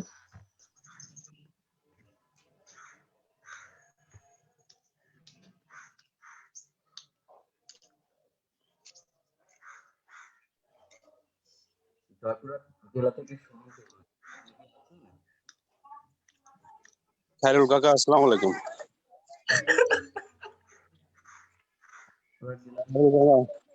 ওই আপনার ওই গ্রামের বাড়ির ওদিকে আমাকে আবাসিক ডাক্তার হিসেবে রাখেন। আবাসিক? হ্যাঁ, থেকে যাবো আমি রাতে। তাহলে তো আরো ভালো হলো, আরো ভালো হলো। না না ঠিকই আছে ঠিকই আছে। দেখেন আমাদের ওই এলাকার মানুষের যে দুর্দশা, বর্ডার এলাকার মানুষদের, হ্যাঁ এটা আসলে সপ্তাহে একদিন না সেজন্য আমরা এই হেলথ সেক্টরকে মানুষের দোরগোড়ায় পৌঁছে দিতে পারি, এটাই সেবার মানুষ তো ডাক্তারি শিখেছি, তাই না? হ্যাঁ যদি এরকম হ্যাঁ আমি রাজি। না ওইটাই যতদূর পারা যায়, যতদূর সম্ভব আমরা চিন্তা উদ্যোক্তার মাধ্যমে আমরা আরো জানে মানুষের সেবা দরকার বুঝতে পারি যে না আমরা এটা এখান থেকে একটা শিক্ষা নিয়ে আমরা এই পর্যায়ে যাইতে পারছি। কর্মসংস্থান হবে, ওখানে একটা অফিস হবে, দেখা গেলো 2টা লোক থাকলো, সার্বক্ষণিক আমরা একটা খরচটা উঠে আসলো, 2টা লোক তার সংসার। ইচ্ছা বলো। ধন্যবাদ। আর আপনার মতো একজন ডাক্তার বলতে আরো ভালো হলো স্যার, কি আছে।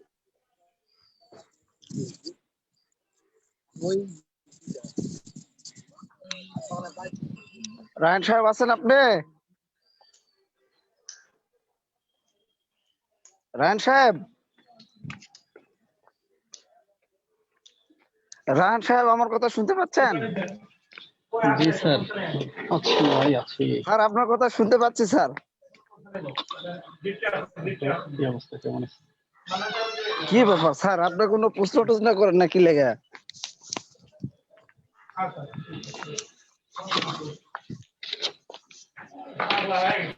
স্যার কই বাসায় না? না বাসায় নাই, বাইরে। ঠিক আছে, এই ব্রেক টাইমের মধ্যে হাতের কাজটা একটু শেষ করে নিই। পরে কথা হবে। আমার আলামাতগুলো অন্যান্য অনেকে রাখে। হ্যাঁ হ্যাঁ রিপোর্ট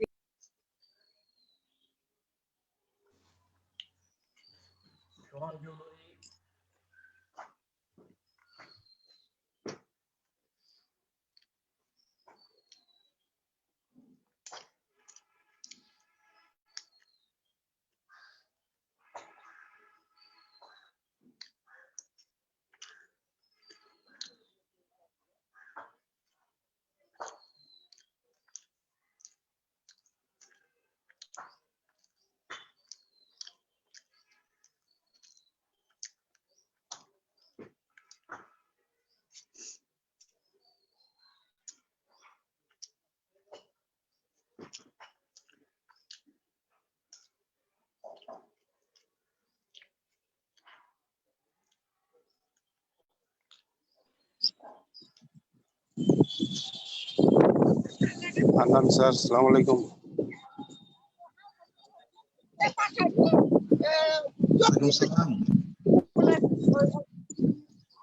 স্যার আমরা যারা মানে পূর্ব থেকে উদ্যোক্তা নই, পূর্ণ থেকে শুরু করতে চাচ্ছি, তাদের জন্য একটু আপনি বুদ্ধি শুদ্ধি দিন। স্যাররা তো আছে। বুঝলাম না ব্যাপারটা, আরো বলেন। না আমরা তো আগে থেকে উদ্যোক্তা নই, আমরা জাস্ট খালি ট্রেনার, কিন্তু ট্রেনিং করতেছি। কিন্তু আমরা কি নিয়ে শুরু করতে পারি, মানে এই আমাদের হয়তো কাজ করার অ্যাবিলিটি আছে, কনফিডেন্স আছে, কিছু একটা করব, কিন্তু কি নিয়ে শুরু করব এইটা নিয়ে একটু আলাপ করেন তো। হারুন স্যার বলছেন? হ্যাঁ হ্যাঁ হ্যাঁ হ্যাঁ। কি নিয়ে শুরু করবেন? এখন তো শুরুই করেছেন হোমিও নিয়ে, এখন শুধু এটা নিয়ে তো একটা নিয়ে থাকলে হবে না। জি, একটা নিয়ে থাকলে হবে না। আসলে বর্তমানে হলো টেকনোলজির ব্যবসা, কারণ এখন মাথায় নিয়ে বস্তা নিয়ে যে ফেলে দিয়ে ব্যবসা করব, রিক্সা টানবো, এরকম ব্যবসা এখন আর নাই। এখন কিন্তু আমার আইটি যুগের ব্যবসা।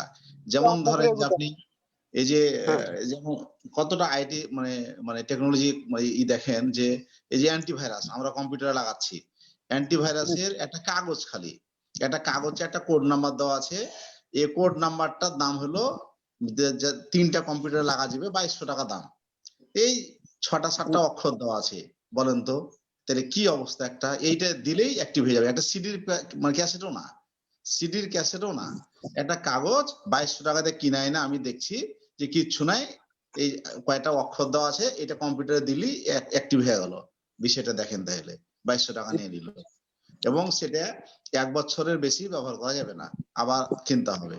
তাহলে এই জন্য এরকম চিন্তা ভাবনা করতে হবে যে টেকনোলজি কাজে লাগিয়ে কত দ্রুত এই মানে এগোনো যায়। সেটা একসাথে বসতে হবে, আমাদের চাঁপাইনবাবগঞ্জের আগে একসাথে বসতে হবে, বা আমরা 2-5 জনকে গ্রুপ করে বসবো, বসার পরে পরামর্শ করতে হবে। আমার সময় শ্রম সব নষ্ট হয়ে গেল। জি, স্যাররা আছে, আপনারা সহযোগিতা নিব ইনশাল্লাহ। জি, ইনশাআল্লাহ ইনশাআল্লাহ।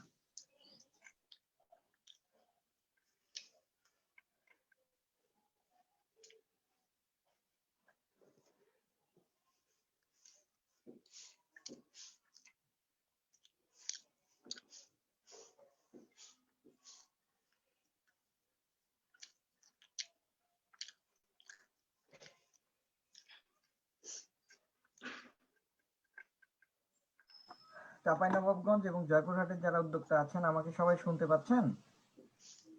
জি স্যার, শোনা যাচ্ছে।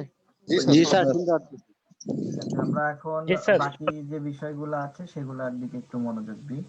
এখন দেখেন যে বিষয়টা নিয়ে আলোচনা করব সেটা হচ্ছে, স্যার তখন বলেছিলেন যে কেন আমরা ব্যবসায়ী বা ব্যবসা প্রতিষ্ঠান একে অন্যের উপর নির্ভর, কেন আমরা নিজে নির্ভরশীল না, সেটা দেখেন। কখনো এইভাবে কেউ চিন্তা করেছেন কিনা আমি জানি না। যদি চিন্তা করে থাকেন তাহলে ভালো, না করে থাকলে আজকে জেনে যাব যে কেন। ধরেন আমি উদাহরণস্বরূপ বলতে পারি, আমি ধরেন ব্যবসা করছি একটি বিস্কিট ফ্যাক্টরি। আমরা সকালবেলা বা চায়ের সাথে অনেকেরই অভ্যাস আছে বিস্কিট খাওয়ার। তো দেখেন, এই একটা বিস্কিট ফ্যাক্টরিকে কেন্দ্র করে কতগুলা ব্যবসা প্রতিষ্ঠান যে গড়ে ওঠে, সেটা আপনি আজকে ক্লাসে এটা ক্লিয়ারলি জেনে যেতে পারবেন। সেটার কথা যদি বলি, ধরেন আমার একটি বিস্কিট ফ্যাক্টরি আছে। তো বিস্কিট ফ্যাক্টরি বিস্কিট উৎপাদন হয় আটা ময়দা থেকে। তো ধরে নিচ্ছি আটা থেকে এই বিস্কিটটা হচ্ছে। তো আটা উৎপাদন হয় কি থেকে, কোথা থেকে? আটা উৎপাদন হয় গম থেকে। এই গম উৎপাদন করে কি একজন দক্ষ কৃষক। তো যেহেতু আমাদের এখন উচ্চ ফলনশীল বীজ কিন্তু একজন কৃষক উৎপাদন করে না, এটা লাইফ সাইকেলে চলে যায় প্রথম থেকে শুরু করে। এটা লাইফ সাইকেল যদি আমি বলি, তাহলে দেখেন একজন কৃষক বীজ কিনে নিয়ে আসে কি, একজন কৃষকের বীজ উৎপাদন আসে কোত্থেকে, বীজ আসে কোত্থেকে? ধরেন বীজ উৎপাদন করে লাল তীর সিড কোম্পানি, ধরেন একটা বীজ উৎপাদন করে, গমের বীজ 1 কেজির একটা প্যাকেট উৎপাদন করে, যার কস্টিং মূল্য 100 টাকা, আর প্রফিট সে 100 প্রফিট রাখলো সে 5 টাকা। অর্থাৎ একজন উৎপাদনকারী সে 5 টাকায় কস্টিং প্রফিট না রেখে তো সে ব্যবসা করবে না, তাই না? সে প্রফিট না রেখে কিন্তু ব্যবসা করবে না। সে চিন্তা করলো যে ঠিক আছে, আমি 100 টাকা খরচ হয়েছে, 5 টাকা লাভে বিক্রি করব। কার কাছে? ডিলারের কাছে। সে ডিলার 105 টাকা দিয়ে সে উৎপাদনকারী লাল তীর কোম্পানির কাছ থেকে ধরেন কিনে নিল। সেই ডিলার আবার প্রফিট না রেখে কিন্তু ডিলারও আবার বিক্রি করবে না। সেই ডিলারও ধরেন 5 টাকা প্রফিট রেখে, অর্থাৎ 110 টাকায় খুচরা বিক্রেতা, আমাদের পাড়ায় মহল্লায় যে দোকান আছে সেই দোকানওয়ালার কাছে বিক্রি করলো। সেই দোকানওয়ালা কিন্তু লাভ ছাড়া আবার বিক্রি করবে না। সেই দোকানওয়ালা আবার ধরেন 115 টাকা, 5 টাকা লাভ রেখে 115 টাকায় কি করলো? বিক্রি করলো। কার কাছে? কৃষকের কাছে। সেই কৃষক কি করলো? বীজটা নিয়ে আসলো, নিয়ে এসে তার জমিতে বপন করবে। এই জমি চাষ করতে গেলে পাওয়ার ট্রিলার বা ট্রাক্টরের প্রয়োজন। এই পাওয়ার ট্রিলার ট্রাক্টর কিন্তু একজন কৃষক আবার কি করে? উৎপাদন করে না, এটা আবার অন্য কোনো কোম্পানি উৎপাদন করে। ওকে ডান, পাওয়ার ট্রিলার বা ট্রাক্টর দিয়ে উনি হাল চাষ করবে। এই পাওয়ার ট্রিলার আবার ট্রাক্টর কিন্তু কি পানিতে চলে না বা বাতাসে চলে না, এটা কিসে চলে? তেলে বা পেট্রোলে, ডিজেল বা পেট্রোলে চলে। এই ডিজেল বা পেট্রোল আবার উৎপাদন করে অন্য একটা কোম্পানি। ওকে ডান, আমি এইভাবে জমি চাষ করলাম, বীজ বপন করলাম, বীজটা বড় হলো, এখানে সার এবং কীটনাশক দেওয়ার প্রয়োজন। এই সার এবং কীটনাশক আবার কি অন্যান্য কোম্পানি উৎপাদন করে। এগুলা দিয়ে একটা সময় এই আমার বীজটি বড় হলো, আমার গমের গাছটি বড় হলো, গমে ফল আসলো, গম পাকলো, গম কাটলাম, বাসায় নিয়ে গেলাম, রোদে শুকাইলাম, বাজারে নিয়ে গেলাম, বিক্রি করলাম, লোকাল ব্রোকার কিনে নিল, এখান থেকে বড় মহাজন থেকে তীর আটা ময়দা সুজি, সেই কোম্পানি আমার ওই গমটা কিনে নিয়ে প্রসেসিং করে বস্তা প্যাকেট করে আটা বানায় তার ডিলারের কাছে বিক্রি করলো। তার ডিলার কি করলো? আমার কাছে আসলো যে স্যার আপনার কয় বস্তা আটা ময়দা সুজি আটা লাগবে। তা আমি অর্ডার দিলাম যে ভাই ঠিক আছে, আমাকে 5 বস্তা বা 10 বস্তা বা 1 বস্তা দিয়ে যান। ওকে ডান। সেই অর্ডার অনুযায়ী আমাকে 5 বস্তা বা 2 বস্তা বা 1 বস্তা আমাকে কি করলো, আমাকে আটা দিয়ে গেল। আমি সেই আটা দিয়ে আমার দক্ষ লেবার দিয়ে আমি কি করলাম, দক্ষ লেবার দিয়ে আমি আটাটা থেকে বিস্কিট উৎপাদন করলাম। ওকে ডান। আটা বা বিস্কিট উৎপাদন করার পরে এই বিস্কিটটা চিন্তা করলাম আমি আমার নামে প্যাকেটিং করব। আমি একটা সুন্দর ডিজাইন করলাম, যার নাম দিলাম তারিকুল কুকিজ বা সামথিং লাইক দ্যাট, এরকম নাম দিলাম। নাম দেওয়ার পরে আমি কি করলাম, একটি প্রিন্টিং কোম্পানির সাথে বসলাম যে ভাই আমার এই ডিজাইন আপনাকে এত হাজার প্যাকেট প্রিন্ট দিয়ে দিতে হবে। ওই প্রিন্টিং কোম্পানি কি করে, আবার ওই প্যাকেটটি কিন্তু উৎপাদন করে না, এই প্যাকেট উৎপাদন করে আবার অন্য একটা কোম্পানি। সাদা প্যাকেট নিয়ে এসে সেই প্রিন্টিং কোম্পানি কি করলো, প্রিন্ট দিয়ে আমাকে দিয়ে দিল, স্যার আপনার হয়ে গেছে, আপনি এটা নিয়ে যেতে পারেন। তো ঠিক আছে, আমি টাকা পয়সা দিয়ে নিয়ে আসলাম, বিস্কিটটি প্যাকেট করলাম। আমি চাইলে শুধুমাত্র একটি সিলিং মেশিন, মুখ আটকানো প্যাকেটের, এটা কিনে আমি বিস্কিটটি কি করলাম, কার্টুনে জাত করে আমি আমার ডিলারের কাছে পাঠাইলাম। সেই ডিলার আবার কি করলো, অর্ডার দিয়ে ছোট ছোট যে দোকানপাট আছে তাদের কাছে দিল। তারা আবার লাভ রেখে আমরা যারা বাসায় কিনে খাচ্ছি বিস্কিটটা, তাদের জন্য কিনে নিয়ে গেল। তারা আমরা বাজার থেকে এই বিস্কিটটা কালেক্ট করে বাসায় খাচ্ছি। তাহলে দেখেন, সর্বশেষ ভোক্তার কাছে পৌঁছানোর জন্য একটা এই বিস্কিট ফ্যাক্টরিকে কেন্দ্র করে কতগুলা ব্যবসা অর্গানাইজেশন গড়ে উঠেছে। আপনি কি কখনো এইভাবে চিন্তা করেছেন? তাহলে আজকে থেকে কি আমরা বলতে পারবো যে আমরা স্বয়ংসম্পূর্ণ? যদি স্বয়ংসম্পূর্ণ হতে চাই তাহলে আমাকেই বিস্কিটের বীজ উৎপাদন করতে হবে, আমাকেই বিস্কিটের জন্য ওই গম উৎপাদন করতে হবে, আমাকেই মেশিনারিজ উৎপাদন করতে হবে, আমাকেই পেট্রোল ডিজেল উৎপাদন করতে হবে, আমাকেই সবকিছু করতে হবে। এটা তো আর সম্ভব না। সুতরাং এইটা যারাই করতে গেছে তারাই ধরেন ফল ডাউন করেছে। ঢাকায় আসতে গেলে দেখবেন শত শত কোম্পানি কি রাস্তার ধারে, আশুলিয়া, সাভার, এইদিকে হেমায়েতপুরে দেখবেন যে শত শত কোম্পানি পরিত্যক্ত অবস্থায় পড়ে আছে। এমন বন জঙ্গল সৃষ্টি হয়েছে, ওর মধ্যে বন্য প্রাণী ঢুকতেও ভয় পায়। ওরা এই নিজেরা যখন এই স্বয়ং সম্পূর্ণ হতে গেছে তখন ফল ডাউন করেছে। তো কস্টিং বেশি হয়ে গেছে। তো আমরা কি কখনো চিন্তা করেছি এইভাবে যে একটি বিস্কিট ফ্যাক্টরির মতো কোনো একটা ব্যবসাকে কেন্দ্র করে এতগুলা ব্যবসা গড়ে উঠেছে? কখনো কি চিন্তা করেছেন? না স্যার। তাহলে দেখেন, না স্যার, এভাবে চিন্তা করিনি স্যার। তাহলে আমরা এখন থেকে কি বলতে পারবো যে আমরা নিজেরা স্বয়ংসম্পূর্ণ বা আমাদের নিজেদের ব্যবসা স্বয়ংসম্পূর্ণ বলতে কি পারবো? না স্যার, বলা যাবে না স্যার। ঠিক আছে। তাহলে এখন আমরা যে বিষয়টা নিয়ে আলোচনা করব, সাপ্লায়ার্স বা লিঙ্কেজ শিল্প নির্বাচনের জন্য আপনাকে কিছু কিছু জিনিস ভাবতে হবে। আপনার টাকা আছে বা ব্যবসা করার ইচ্ছা আছে, আপনি ইনভেস্ট করে বসছেন, পরের দিনে আপনি ফল ডাউন করবেন, লসের মুখে যাবেন। তো আপনাকে ব্যবসা করার আগে কি কি চিন্তা করতে হবে, কার জন্য কি, কিভাবে, কেন, স্থান, কাল, পাত্র, বিষয়, বস্তু, কার জন্য কি, কিভাবে, কেন। আমি আবারও বলছি, স্থান, কাল, পাত্র, বিষয়, বস্তু, কার জন্য কি, কেন, কিভাবে। এই জিনিসগুলো আলোচনা করার পরে কিন্তু আপনি ইনভেস্টমেন্ট করতে পারবেন। ধরে নিচ্ছি আপনি একটা সুন্দর রেস্টুরেন্ট দিয়েছেন, যেখানে কফি শপ, একটা কফি শপ দিয়েছেন যেখানে কফি বিক্রি করা হয়। 1 কাপ কফির দাম ধরেন 300 টাকা। কোথায় দিয়েছেন? ধরেন ট্যানারি শিল্প এলাকায়, যেখানে জবাইকৃত পশুর চামড়া নিয়ে কাজ করা হয়। সেখানে চামড়া নিয়ে কাজ করা হয়। 2-4 আশেপাশে 10 কিলোর মধ্যে শুধুমাত্র ট্যানারি শিল্প। মানুষ তো দূরের কথা, আপনার ওই রেস্টুরেন্টে তো একটা মাসিজাও বসবে না। ব্যবসা হবে? খরচ করেছেন 2-4-10-20 লাখ টাকা, হবে না।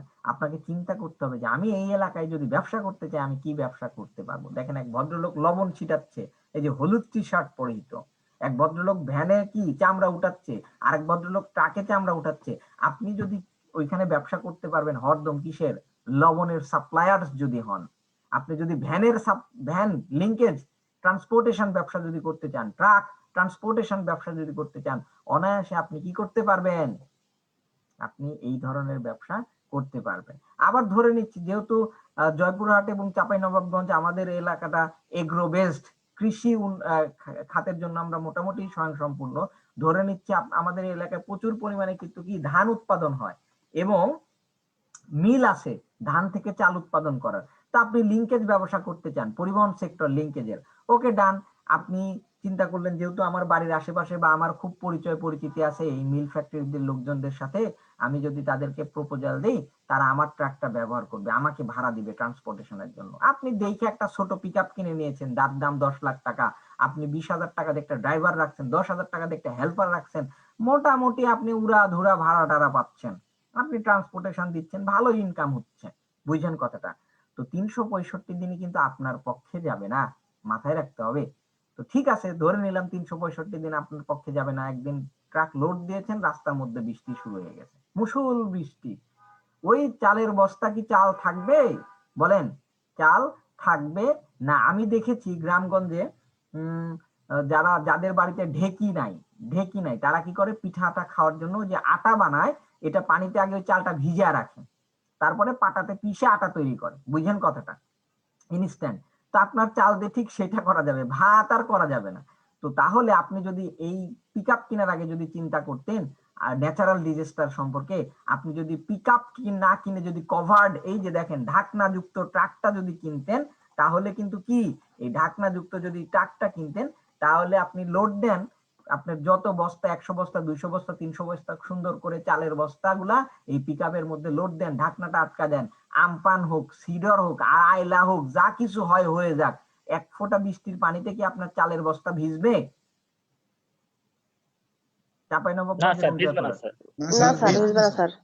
তাহলে আপনি ফুরফুরা মেজাজে আপনি ডেলিভারি দিয়ে আসতে পারবেন, ভাড়াটা পেয়ে যাবেন। এভাবেই আপনাকে কিন্তু চিন্তা করতে হবে। আরেকটা বলছি, দেখেন, যখন আমি তো লট অফ কেস স্টাডি পড়েছি আমার লাইফে, এত কেস স্টাডি মনে হয় আপনারা পড়েছেন কিনা আমি জানি না, আমি প্রচুর কেস স্টাডি পড়েছি ভাই। তো টয়োটার একটা কেস স্টাডি আমি পড়লাম, যখন টয়োটা যখন গাড়ি উৎপাদন করলো, তো ফার্স্টে যখন গাড়ি উৎপাদন করলো তখন এই গাড়ির দাম যা দাঁড়াইলো, এখনকার হিসাব করলেও হাতে গোনা কয়েকজন শুধুমাত্র গাড়ি কিনতে পারবে, আর কারো সামর্থ্যে এরকম হচ্ছে না, এত দাম আসলো। তো তখন টয়োটা কোম্পানি কি করলো, তখন চিন্তা করলো আমি যদি অন্য পার্টির কাছ থেকে যন্ত্রাংশগুলো নিয়ে যদি নিজে সেট আপ করি, তাহলে তো কস্টিং কম হয়ে যায়। অর্থাৎ একটা টয়োটা কোম্পানি একটা গাড়ি উৎপাদন করতে গেলে কয়েক হাজার, মোটামুটি 20-25 হাজার রকমের কি আইটেমস এর আমার ইনস্ট্রুমেন্ট যন্ত্রাংশ প্রয়োজন। এগুলা কিন্তু টয়োটা উৎপাদন করে না। টয়োটা কি করে, শুধুমাত্র সেট আপ করে। সব কোম্পানি তাই করছে এখন, কেউ উৎপাদন করে না, শুধুমাত্র সেট আপ করে। তো যন্ত্রাংশ আলাদা, যে চ্যাসিস উৎপাদন করবে সে চ্যাসিস উৎপাদন করবে, যে লাইট উৎপাদন করে সে লাইটই উৎপাদন করবে, এরকম। একটা সময় কি হলো, উৎপাদন করার পরে তারা শুধুমাত্র নিয়ে এসে সেট আপ করে। তো একটা সময় আমরা গাড়িতে চড়ি, গাড়ি ভেঙে যায়, লোহা লবণ সমান সমান কটকটিওয়ালার কাছে বিক্রি করে দিই। সেই কটকটিওয়ালা বা লোহা লবণ সমান সমান ভাঙাড়িওয়ালা কি করে, তার থেকে বড় যে মহাজন আছে তার কাছে ভেঙে বিক্রি করে। সেই মহাজন কি করে, পাট পাট আলাদা করে, লোহার সেক্টর আলাদা, তামার সেক্টর আলাদা, দস্তার সেক্টর আলাদা, এরকম আলাদা আলাদা সেক্টরে ভাগ করে রাখে। কেন? কিছু কিছু রিসাইকেল প্রসেস, বাই আনবিলিভেবল, বিশ্বাস করবেন না, এই ভাঙাড়ি ব্যবসা ইনভেস্টমেন্ট খুবই কম, প্রফিট হাই মার্জিন। আমার দেখা কোটি কোটি টাকা ট্রানজেকশন হয়, অনেক স্মার্ট কোম্পানি গড়ে উঠেছে ঢাকা শহরে এই ভাঙাড়ি ব্যবসার জন্য। লাখ লাখ টাকা দিয়ে এমপ্লয়ি তারা কি করছে, রাখতেছে। এত স্মার্ট বিজনেস। জি স্যার। তো কি করলো, এই লোহা তামা দস্তা দিয়ে আলাদা আলাদা সেক্টর করলো। এগুলা প্রসেসিং করার জন্য অনেক কোম্পানি আছে, এরা শুধুমাত্র এই ভাঙা জিনিসগুলা নিয়ে যায়, এরা আবার গলিয়ে একটা মাটির পাত্র তৈরি করতে গেলে আগে কি, মাটিটাকে কাদা মাটিটাকে পানি টানি দিয়ে আরো কিছু দিয়ে প্রসেসিং করে মন্ড তৈরি করা হয়। কেন? ওই পাতিল তৈরি করার জন্য বা মাটির জিনিসপত্র তৈরি করার জন্য। ঠিক তেরমই এইভাবে আপনার এই জিনিসগুলা নিয়ে গোলায়া আবার মন্ড তৈরি করা হয়, র ম্যাটেরিয়ালস। তো এগুলা কি করে, এগুলা আবার সেল হয় কার কাছে, এগুলা সেল হয় ওই যে ক্ষুদ্র ক্ষুদ্র যন্ত্রাংশ যারা পার্ট পার্ট তৈরি করছে। ডিজাইন কিন্তু ধরেন টয়োটাই দিচ্ছে, কথার কথা। তো সেই ডিজাইন অনুযায়ী টয়োটাকে আবার নতুন করে ওই শেপে, ওই যারা রিসাইকেল করছে তাদের কাছ থেকে ওই কোম্পানিগুলা কিনে নিয়ে যায়, তাদের ডিজাইন অনুযায়ী নতুন করে তৈরি করে আবার সেই টয়োটা কোম্পানির কাছে সাপ্লাই করছে। আমরা চাইলে এইসব ব্যবসায় ইনভেস্টমেন্ট করতে পারি, আমরা চাইলে সাপ্লাইয়ের ব্যবসা করতে পারি। সাপ্লাইয়ের ব্যবসা করার আগে চিন্তা করতে হবে যে আমরা যে প্রোডাক্টটি আমাকে যে অর্ডার দিয়েছে সেই প্রোডাক্টটি কি আমি দিনের দিন অর্ডার দিতে পারবো, না 1-2 দিন সময় লাগবে, কালেক্ট করে আমার কাছে রাখতে হবে কিনা, এটা আমার কাছে রাখলে তো আমার একটা স্টোর হাউস লাগবে, স্টোর হাউস আছে কিনা, আমার অর্গানাইজেশনটি আমি যে স্টোর হাউসটা যেটা বানাইছি সেটা কি রাস্তার ধারে না দূরে, তাড়াতাড়ি নিয়ে আসতে পারবো, তাড়াতাড়ি ডেলিভারি দিতে পারবো কিনা, এটা আমি যদি রেখে দিই আমার কাছে, তাহলে এটা নষ্ট হয়ে গেলে কতদিনের মধ্যে নষ্ট হয়ে যায়, এটার এক্সপায়ারি ডেট কবে, ম্যানুফ্যাকচারিং ডেট কবে, এটা আলোতে ভালো থাকে না অন্ধকারে ভালো থাকে, এটা ফ্রিজে ভালো থাকে না গরমে ভালো থাকে, এটা পচে গেলে নষ্ট হয়ে গেলে কি গন্ধ ছড়ায় নাকি না এটা আগুন ধরে যায়, এ বিষয়ে কিন্তু এগুলো হয়ে গেলে আমাকে কি করণীয়, এই সার্বিক বিষয়গুলো আলোচনা করে কিন্তু আপনি আপনার এই সাপ্লায়ার বা লিঙ্কেজ ইনভেস্টমেন্ট ব্যবসায় ইনভেস্টমেন্ট করতে পারবেন। আমরা এখন যে বিষয়টা নিয়ে আলোচনা করব, ফোর্থ ইন্ডাস্ট্রিয়াল রেভলিউশন, চতুর্থ শিল্প বিপ্লব। এই চতুর্থ শিল্প বিপ্লবের আরেকটা ইংলিশ নাম আছে অটোমেটিক অটোমেশন, অটোমেটিক অটোমেশন অর্থাৎ স্বয়ংক্রিয়ভাবে স্বয়ংক্রিয়তা, অর্থাৎ যে নিজে নিজে কাজ করে। এই ফোর্থ ইন্ডাস্ট্রিয়াল রেভলিউশনটা কিভাবে শুরু হয়েছে, প্রথম দ্বিতীয় তৃতীয়, তারপরে এসেছে চতুর্থ শিল্প বিপ্লব। আমরা কিন্তু মানব জাতি, ব্যবসার আবির্ভাব কিন্তু অনেকদিন আগেই, টাকা পয়সার লেনদেন শুরু হয়নি তখন থেকেই কিন্তু আমরা ব্যবসা করছি। কিভাবে স্যার? যখন মানুষ জামা কাপড় সভ্য ছিল না, আমরা তো এখন হিউম্যান বিং, মানব জাতি, স্মার্ট সোসাইটির অধিকারী, তাই না? কিন্তু তখন ধরেন মানুষ সভ্য ছিল না, তখন জামা কাপড় পরতো না, পরতো কি বন্য পশুর চামড়া দিয়ে জামা কাপড়, গাছের বাকল দিয়ে জামা কাপড়, মাছ শিকার করত, পশু শিকার করত, যার যেটা প্রয়োজন ছিল সে একে অপরের সাথে এক্সচেঞ্জ করত। বিনিময় প্রথা বা বিনিময় ব্যবসা তখন থেকেই কিন্তু ব্যবসার আবির্ভাব। এইভাবে চলতে চলতে আমরা চাকা আবিষ্কার করলাম। আমরা যারা সায়েন্সে পড়ালেখা করেছি আমরা জানি যে অটো চক্র কিন্তু আবিষ্কার করা হয়, যাকে বলা হয় অটোঘাত, অটো চক্র। তারপরে কিন্তু আবিষ্কার হয়েছে ইঞ্জিন। এইভাবে চলতে চলতে চলতে চলতে চাকার পরে অটো চক্র, অটো চক্রের পরে আসে ইঞ্জিন। ইঞ্জিন আবিষ্কার করার ফলে উৎপাদন শিল্পে আমূল পরিবর্তন হয়েছে ভাই, সম্প্রসারণ হয়েছে। এক জায়গা থেকে আরেক জায়গায় যাইতে গেলে খুব দ্রুততার সহিত যাইতে পারছি আমরা ডেলিভারি তাড়াতাড়ি করতে পারছি, প্রোডাক্ট হিউম্যান বিং যারাই বলি না কেন কম সময় লাগছে। এইভাবে চলতে চলতে চলতে চলতে একটা সময় বিদ্যুতের আবিষ্কার করি আমরা। বিদ্যুতের আবিষ্কার ফলে ফলে কি হয়, আমরা কলকারখানা সৃষ্টি করা শুরু করলাম, আমরা যন্ত্রাংশ উৎপাদন করা শুরু করলাম, উৎপাদন শিল্পের আমূল পরিবর্তন চলে আসলো। তৃতীয়তে আইসা কি করলো, আমরা কম্পিউটার আবিষ্কার করলাম, ইন্টারনেট আবিষ্কার করলাম। হ্যাঁ, ফলাফল কি হলো, অভাবনীয় পরিবর্তন চলে আসলো আমাদের অর্গানাইজেশনে, ব্যবসা প্রতিষ্ঠানে। তারপরে তৃতীয় শিল্প বিপ্লবের পরে এসে আসলো ফোর্থ ইন্ডাস্ট্রিয়াল রেভলিউশন, চতুর্থ শিল্প বিপ্লব। চতুর্থ শিল্প বিপ্লবে আইসা দেখেন কি হইলো, আমরা রোবট সোফিয়া ধরেন উদাহরণস্বরূপ আমরা বলতে পারি, রোবট সোফিয়া একটা হারভেস্টিং মেশিন। এই রোবট সোফিয়া এবং হারভেস্টিং মেশিন উৎপাদন কিন্তু মানব জাতিই করছে। এর মধ্যে যে পরিমাণ ডেটা ইনপুট করা আছে, আমি বা আপনি এত সুশৃঙ্খল ভাবে উত্তর দিতে পারবো না। ওকে একটা প্রশ্ন করলে ও ডেটা উপাত্তগুলো অ্যানালাইসিস করে আপনাকে এত সুন্দর উত্তর দিবে। এটা কিন্তু স্বয়ংক্রিয়, নিজে নিজে কাজ করে, ও তার ডেটা অ্যানালাইসিস করে, কেউ কিন্তু শিখায় দেয় না। আমি রোবট সোফিয়াকে দেখেছি তো, সুতরাং কাছ থেকে দেখার সুযোগ হয়েছে আমার, বাংলাদেশে যখন আসছিল কাছ থেকে দেখার সুযোগ হয়েছে। তো আমি ওই মিটিং এ ছিলাম। তো এত সুন্দর করে উত্তর দিবে, আনবিলিভেবল। এটা অপারেট করে মানুষ ধরেন এটা অন করে দেয়, অফ করে দেয়, এতটুকু কাজ। কিন্তু তাকে যদি প্রশ্ন জিজ্ঞেস করা হয়, সে ওই ডেটা উপাত্তগুলা অ্যানালাইসিস করে আপনাকে সুন্দর উত্তর দিবে। এবং একটা হারভেস্টিং মেশিন, এই কাজ করতে 100 জন শ্রমিক যে পরিমাণ কাজ করবে, যে পরিমাণ খরচ হবে, যতটুকু দক্ষতার সহিত কাজ করবে, তার থেকেও ডাবল দক্ষতার সহিত কম সময়ে কি কম খরচে আপনাকে কাজ করে দিবে হারভেস্টিং মেশিন। আমরা কি কখনো চিন্তা করেছি আজ থেকে 20 বছর আগে আমরা মোবাইল ফোনে গাড়ি ডাকবো আর বাসার কাছে গাড়ি চলে আসবে আমাকে নেওয়ার জন্য? কখনো কি চিন্তা করেছেন? পাঠাও আছে, উবার আছে, এরকম চিন্তা করেছেন? চিন্তা করেছেন? করেন নাই। ফেসবুকের মাধ্যমে আজ থেকে 20 বছর আগে চিন্তা করেছেন যে ফেসবুকের নামে, ফেসবুকে একটা অপশন আছে, এই অপশনে আমরা ব্যবসা করব? কখনো চিন্তা করেছেন? এখন আমরা ফেসবুকে ব্যবসা করছি, একে অপরের সাথে যোগাযোগ করছি, ফ্রেন্ডশিপ তৈরি করছি, অনেক কিছু করছি। আমরা যাদের ব্যবসা প্রতিষ্ঠান নাই কিন্তু ব্যবসা করছি কোথায়? বাসা থেকে, অনলাইনের মাধ্যমে, বিভিন্ন অনলাইনে ক্লাস করব, এটাই তো চিন্তা করিনি। তাহলে এগুলা কিন্তু হচ্ছে কিভাবে? ফোর্থ ইন্ডাস্ট্রিয়াল রেভলিউশনের মাধ্যমে, চতুর্থ শিল্প বিপ্লবের মাধ্যমে আমরা কিন্তু এগুলা করতে পারছি।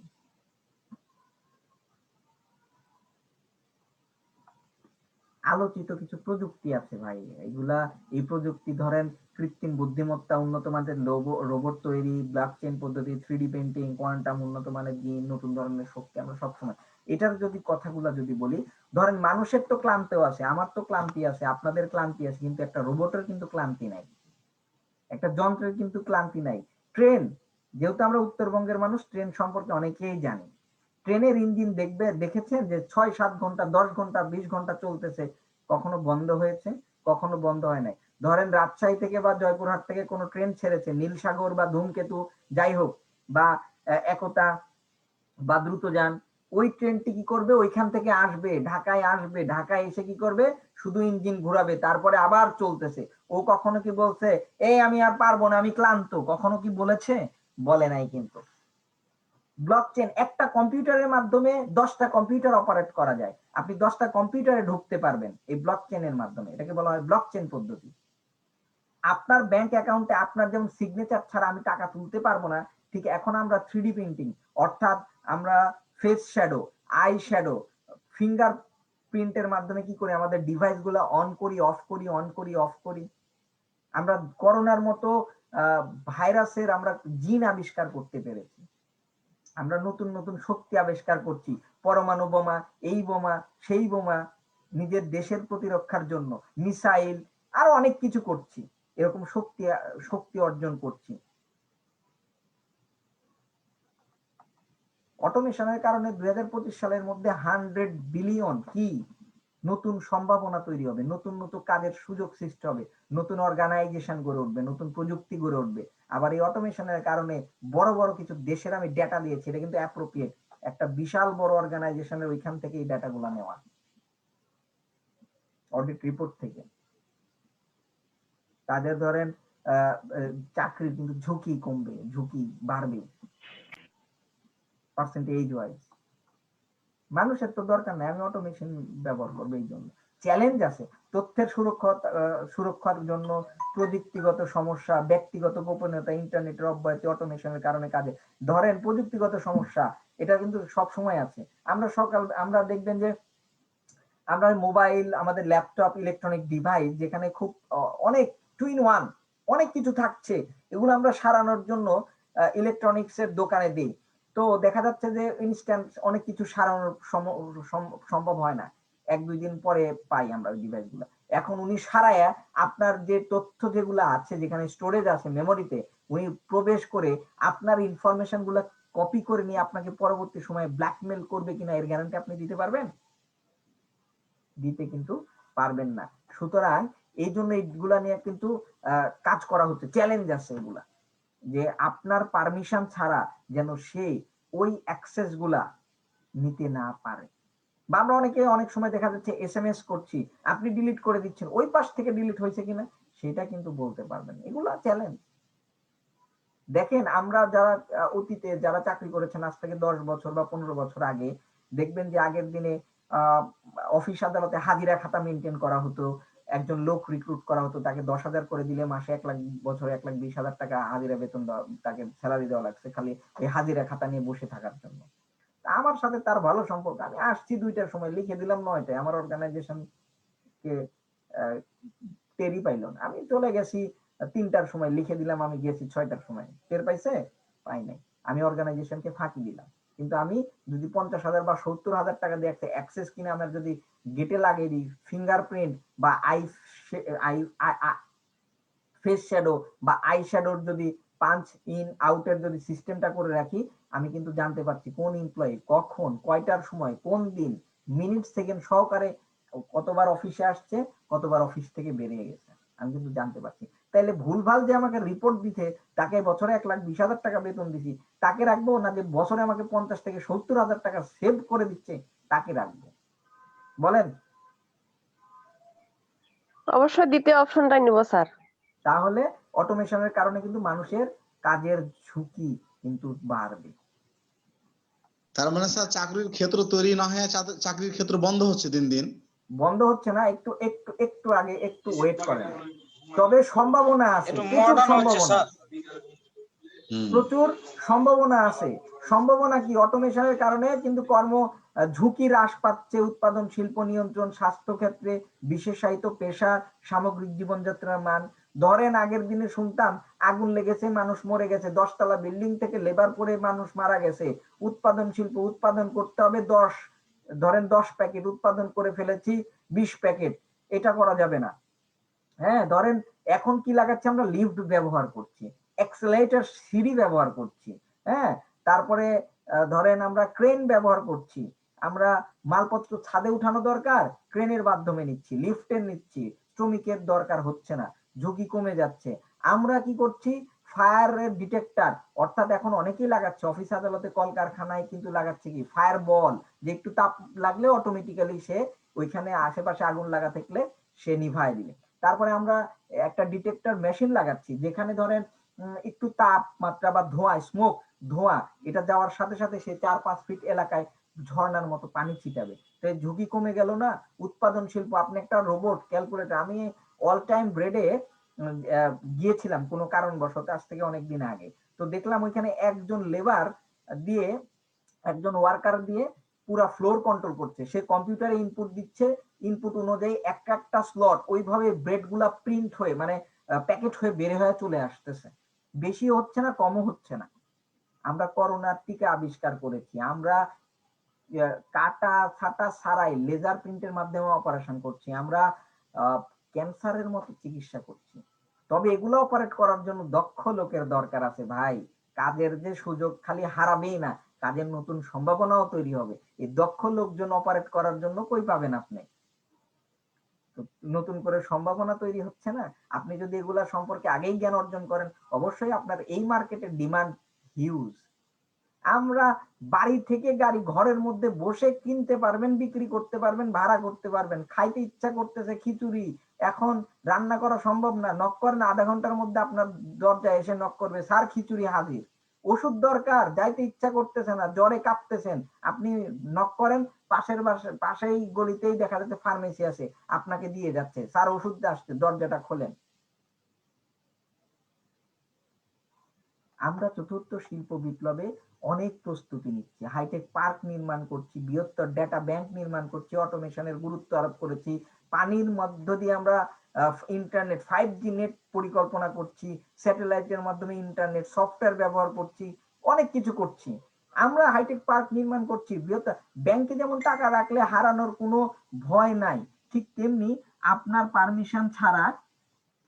পারমিশন ছাড়া কি ওই বৃহত্তর ডেটা ব্যাংকের মাধ্যমে কেউ আর হ্যাক করতে পারবে না। সকালবেলা ঘুম থেকে উঠলে আমার ফেসবুক হ্যাক হয়েছে, আমার মেসেঞ্জার হ্যাক হয়েছে, এই সেই টাকা পয়সা চাইছে, এগুলা কিন্তু কেউ আর করতে পারবে না। আজ থেকে 5 বছর 10 বছর আগে কেউ চিন্তা করেছেন প্রত্যন্ত গ্রামে ইন্টারনেট ব্যবহার করবেন? কিন্তু এখন আমরা করছি, কারণ নিজেদের স্যাটেলাইট। এখন আমরা ভাড়া নিই না, মানুষকে ভাড়া দিচ্ছি। আমি অফিসে না আসলেও, যেদিন অফিসে আসি না, ছুটিতে থাকি কোনো কারণবশত, আমি দেখতে পারি যে আমার অফিসে আজকে ট্রানজেকশন কত টাকা হয়েছে, কত টাকা ডেবিট হয়েছে, কত টাকা ক্রেডিট হয়েছে, কত টাকা রিসিভেবলস আছে, কত টাকা পেয়েবলস আছে। হ্যাঁ, আমার অন্যান্য খাতের কি অবস্থা, আমি সব কিন্তু বাসায় বসে দেখতে পারি সফটওয়্যারের মাধ্যমে। আমরা ক্যাশলেস ট্রানজেকশন করছি, আমরা টাকা ছাড়া পুরো পৃথিবী ঘুরে আসতে পারবেন। Mobile banking, online banking, debit card, credit card, এগুলা আমরা চাইলে এইসব বিষয়ে ইনভেস্টমেন্ট করতে পারি। ইনভেস্টমেন্ট কম, প্রফিট বেশি। আপনি চাইলে নেট প্রোভাইডার হন, ইন্টারনেট সাপ্লায়ার দেন, আপনি চাইলে সফটওয়্যার তৈরি করেন, আপনি চাইলে যে কার্টিজ পেপার, অর্থাৎ ডেবিট কার্ড, ক্রেডিট কার্ডের পজ মেশিনের যে কার্টিজ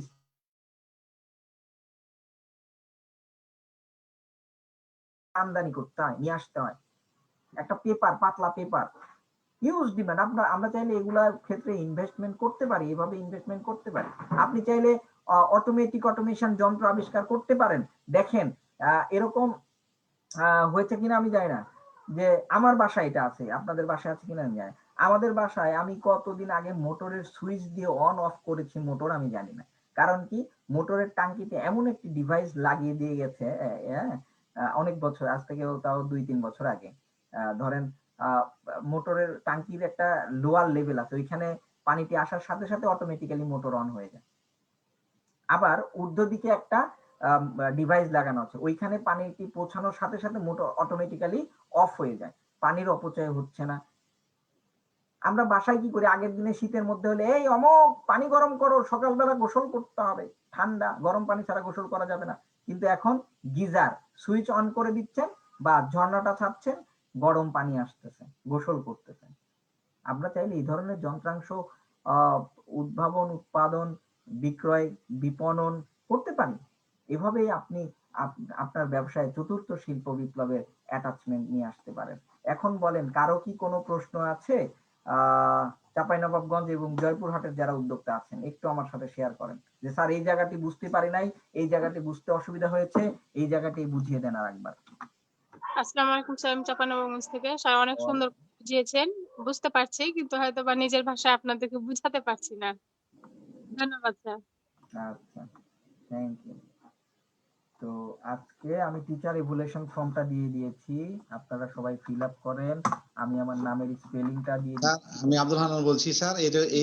এগুলো তো স্যার আমরা প্রিন্ট দিতে পারবো বলেছেন আপনি আগেই, যে এই মানে ক্লাসটা ভিডিও সহ পাবো এবং প্রিন্ট দেবো।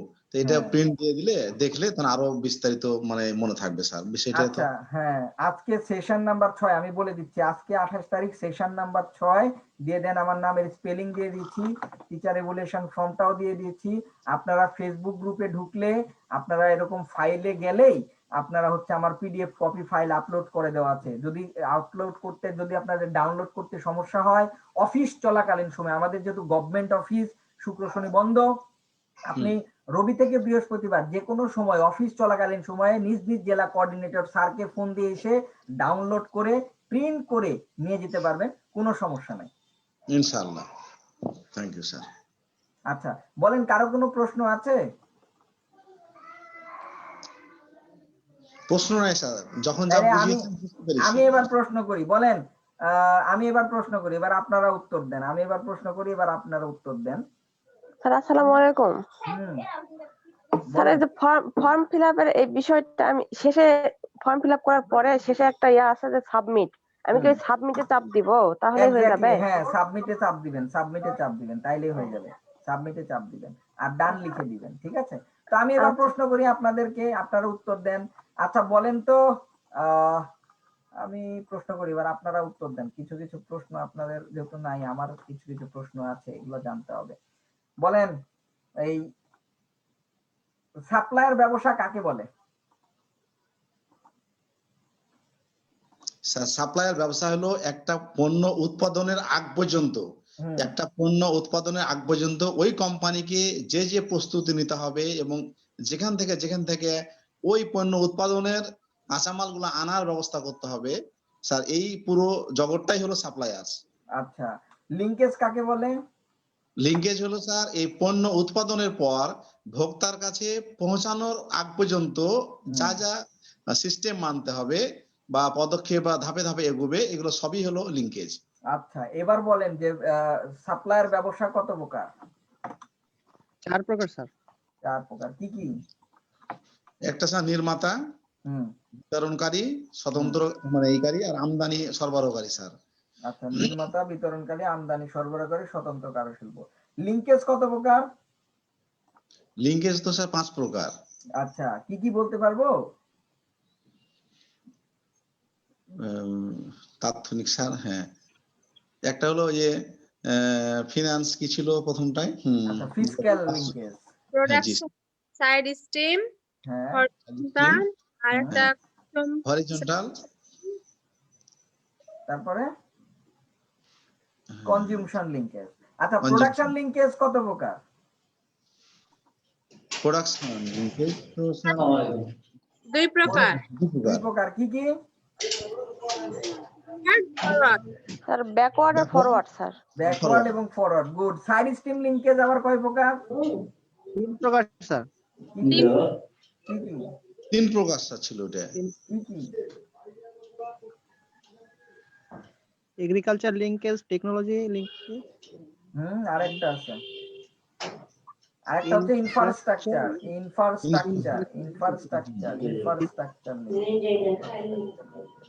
আচ্ছা, আমি বিনিয়োগ করার আগে কি কি বিষয়গুলো একটু চিন্তা ভাবনা করব আমি ইনভেস্টমেন্ট করার আগে সাপ্লায়ার এবং লিংকেজ শিল্প?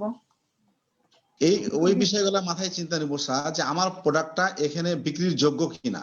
না, আমি কিন্তু কয়েকটা ওয়ার্ড বলেছি, সেই ওয়ার্ড গুলো আগে বলেন। যেমন এগুলা স্থান, কাল, পাত্র, বিষয়, বস্তু, কার জন্য, কি, কেন, কিভাবে। জি স্যার, ঠিক আছে, হ্যাঁ। আচ্ছা, চতুর্থ শিল্প বিপ্লব, এই ফোর্থ ইন্ডাস্ট্রিয়াল রেভলিউশনের আরেকটা ওয়ার্ড আছে, সেই ওয়ার্ডটা কি? Automatic automation.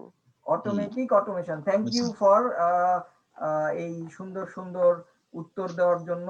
তো সেক্ষেত্রে আমি সবাইকে ধন্যবাদ জানাচ্ছি। তো আজকের ক্লাসটি কেমন লাগলো বলেন তো? সকালবেলা তো আপনাদের খিচুড়ি, তারপরে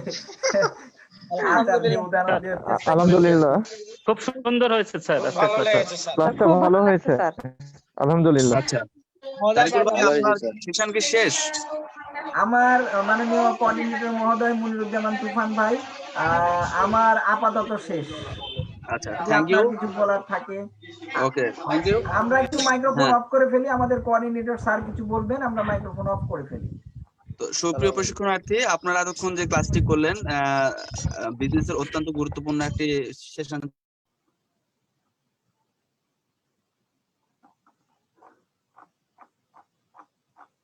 তুফান ভাই শুনতে পাচ্ছি না তো আপনাকে। স্যার আপনাকে শোনা যাচ্ছে না স্যার। শোনা যাচ্ছে না স্যার। ও সরি, আমার ইয়ে হয়ে গিয়েছিল, মিউট হয়ে গিয়েছিল। Thank you. তো সুপ্রিয় আচ্ছা, এখন কি শোনা যাচ্ছে? জি জি জি। আচ্ছা, সুপ্রিয় প্রশিক্ষণার্থী, আপনারা আজকে অনেক সুন্দর একটা সেশন উপভোগ করলেন। আপনারা জানেন যে সাপ্লাই লিঙ্কেজ ছাড়া আসলে কোনো বিজনেসের এক্সিস্টেন্সই আমরা করতে পারি না, ভাবতে পারি না। সো অত্যন্ত গুরুত্বপূর্ণ একটা ক্লাস ছিল, যেটা তরিকুল ইসলাম ভাই অত্যন্ত দক্ষতার সাথে আপনাদের কাছে ডেলিভার দেওয়ার চেষ্টা করেছেন এবং ওনার নলেজটা শেয়ার করেছেন। আশা করি আপনারা এখান থেকে অনেকভাবে উপকৃত হয়েছেন এবং আপনাদের মধ্যে নতুন নতুন ধারণার উদ্ভব হয়েছে। তো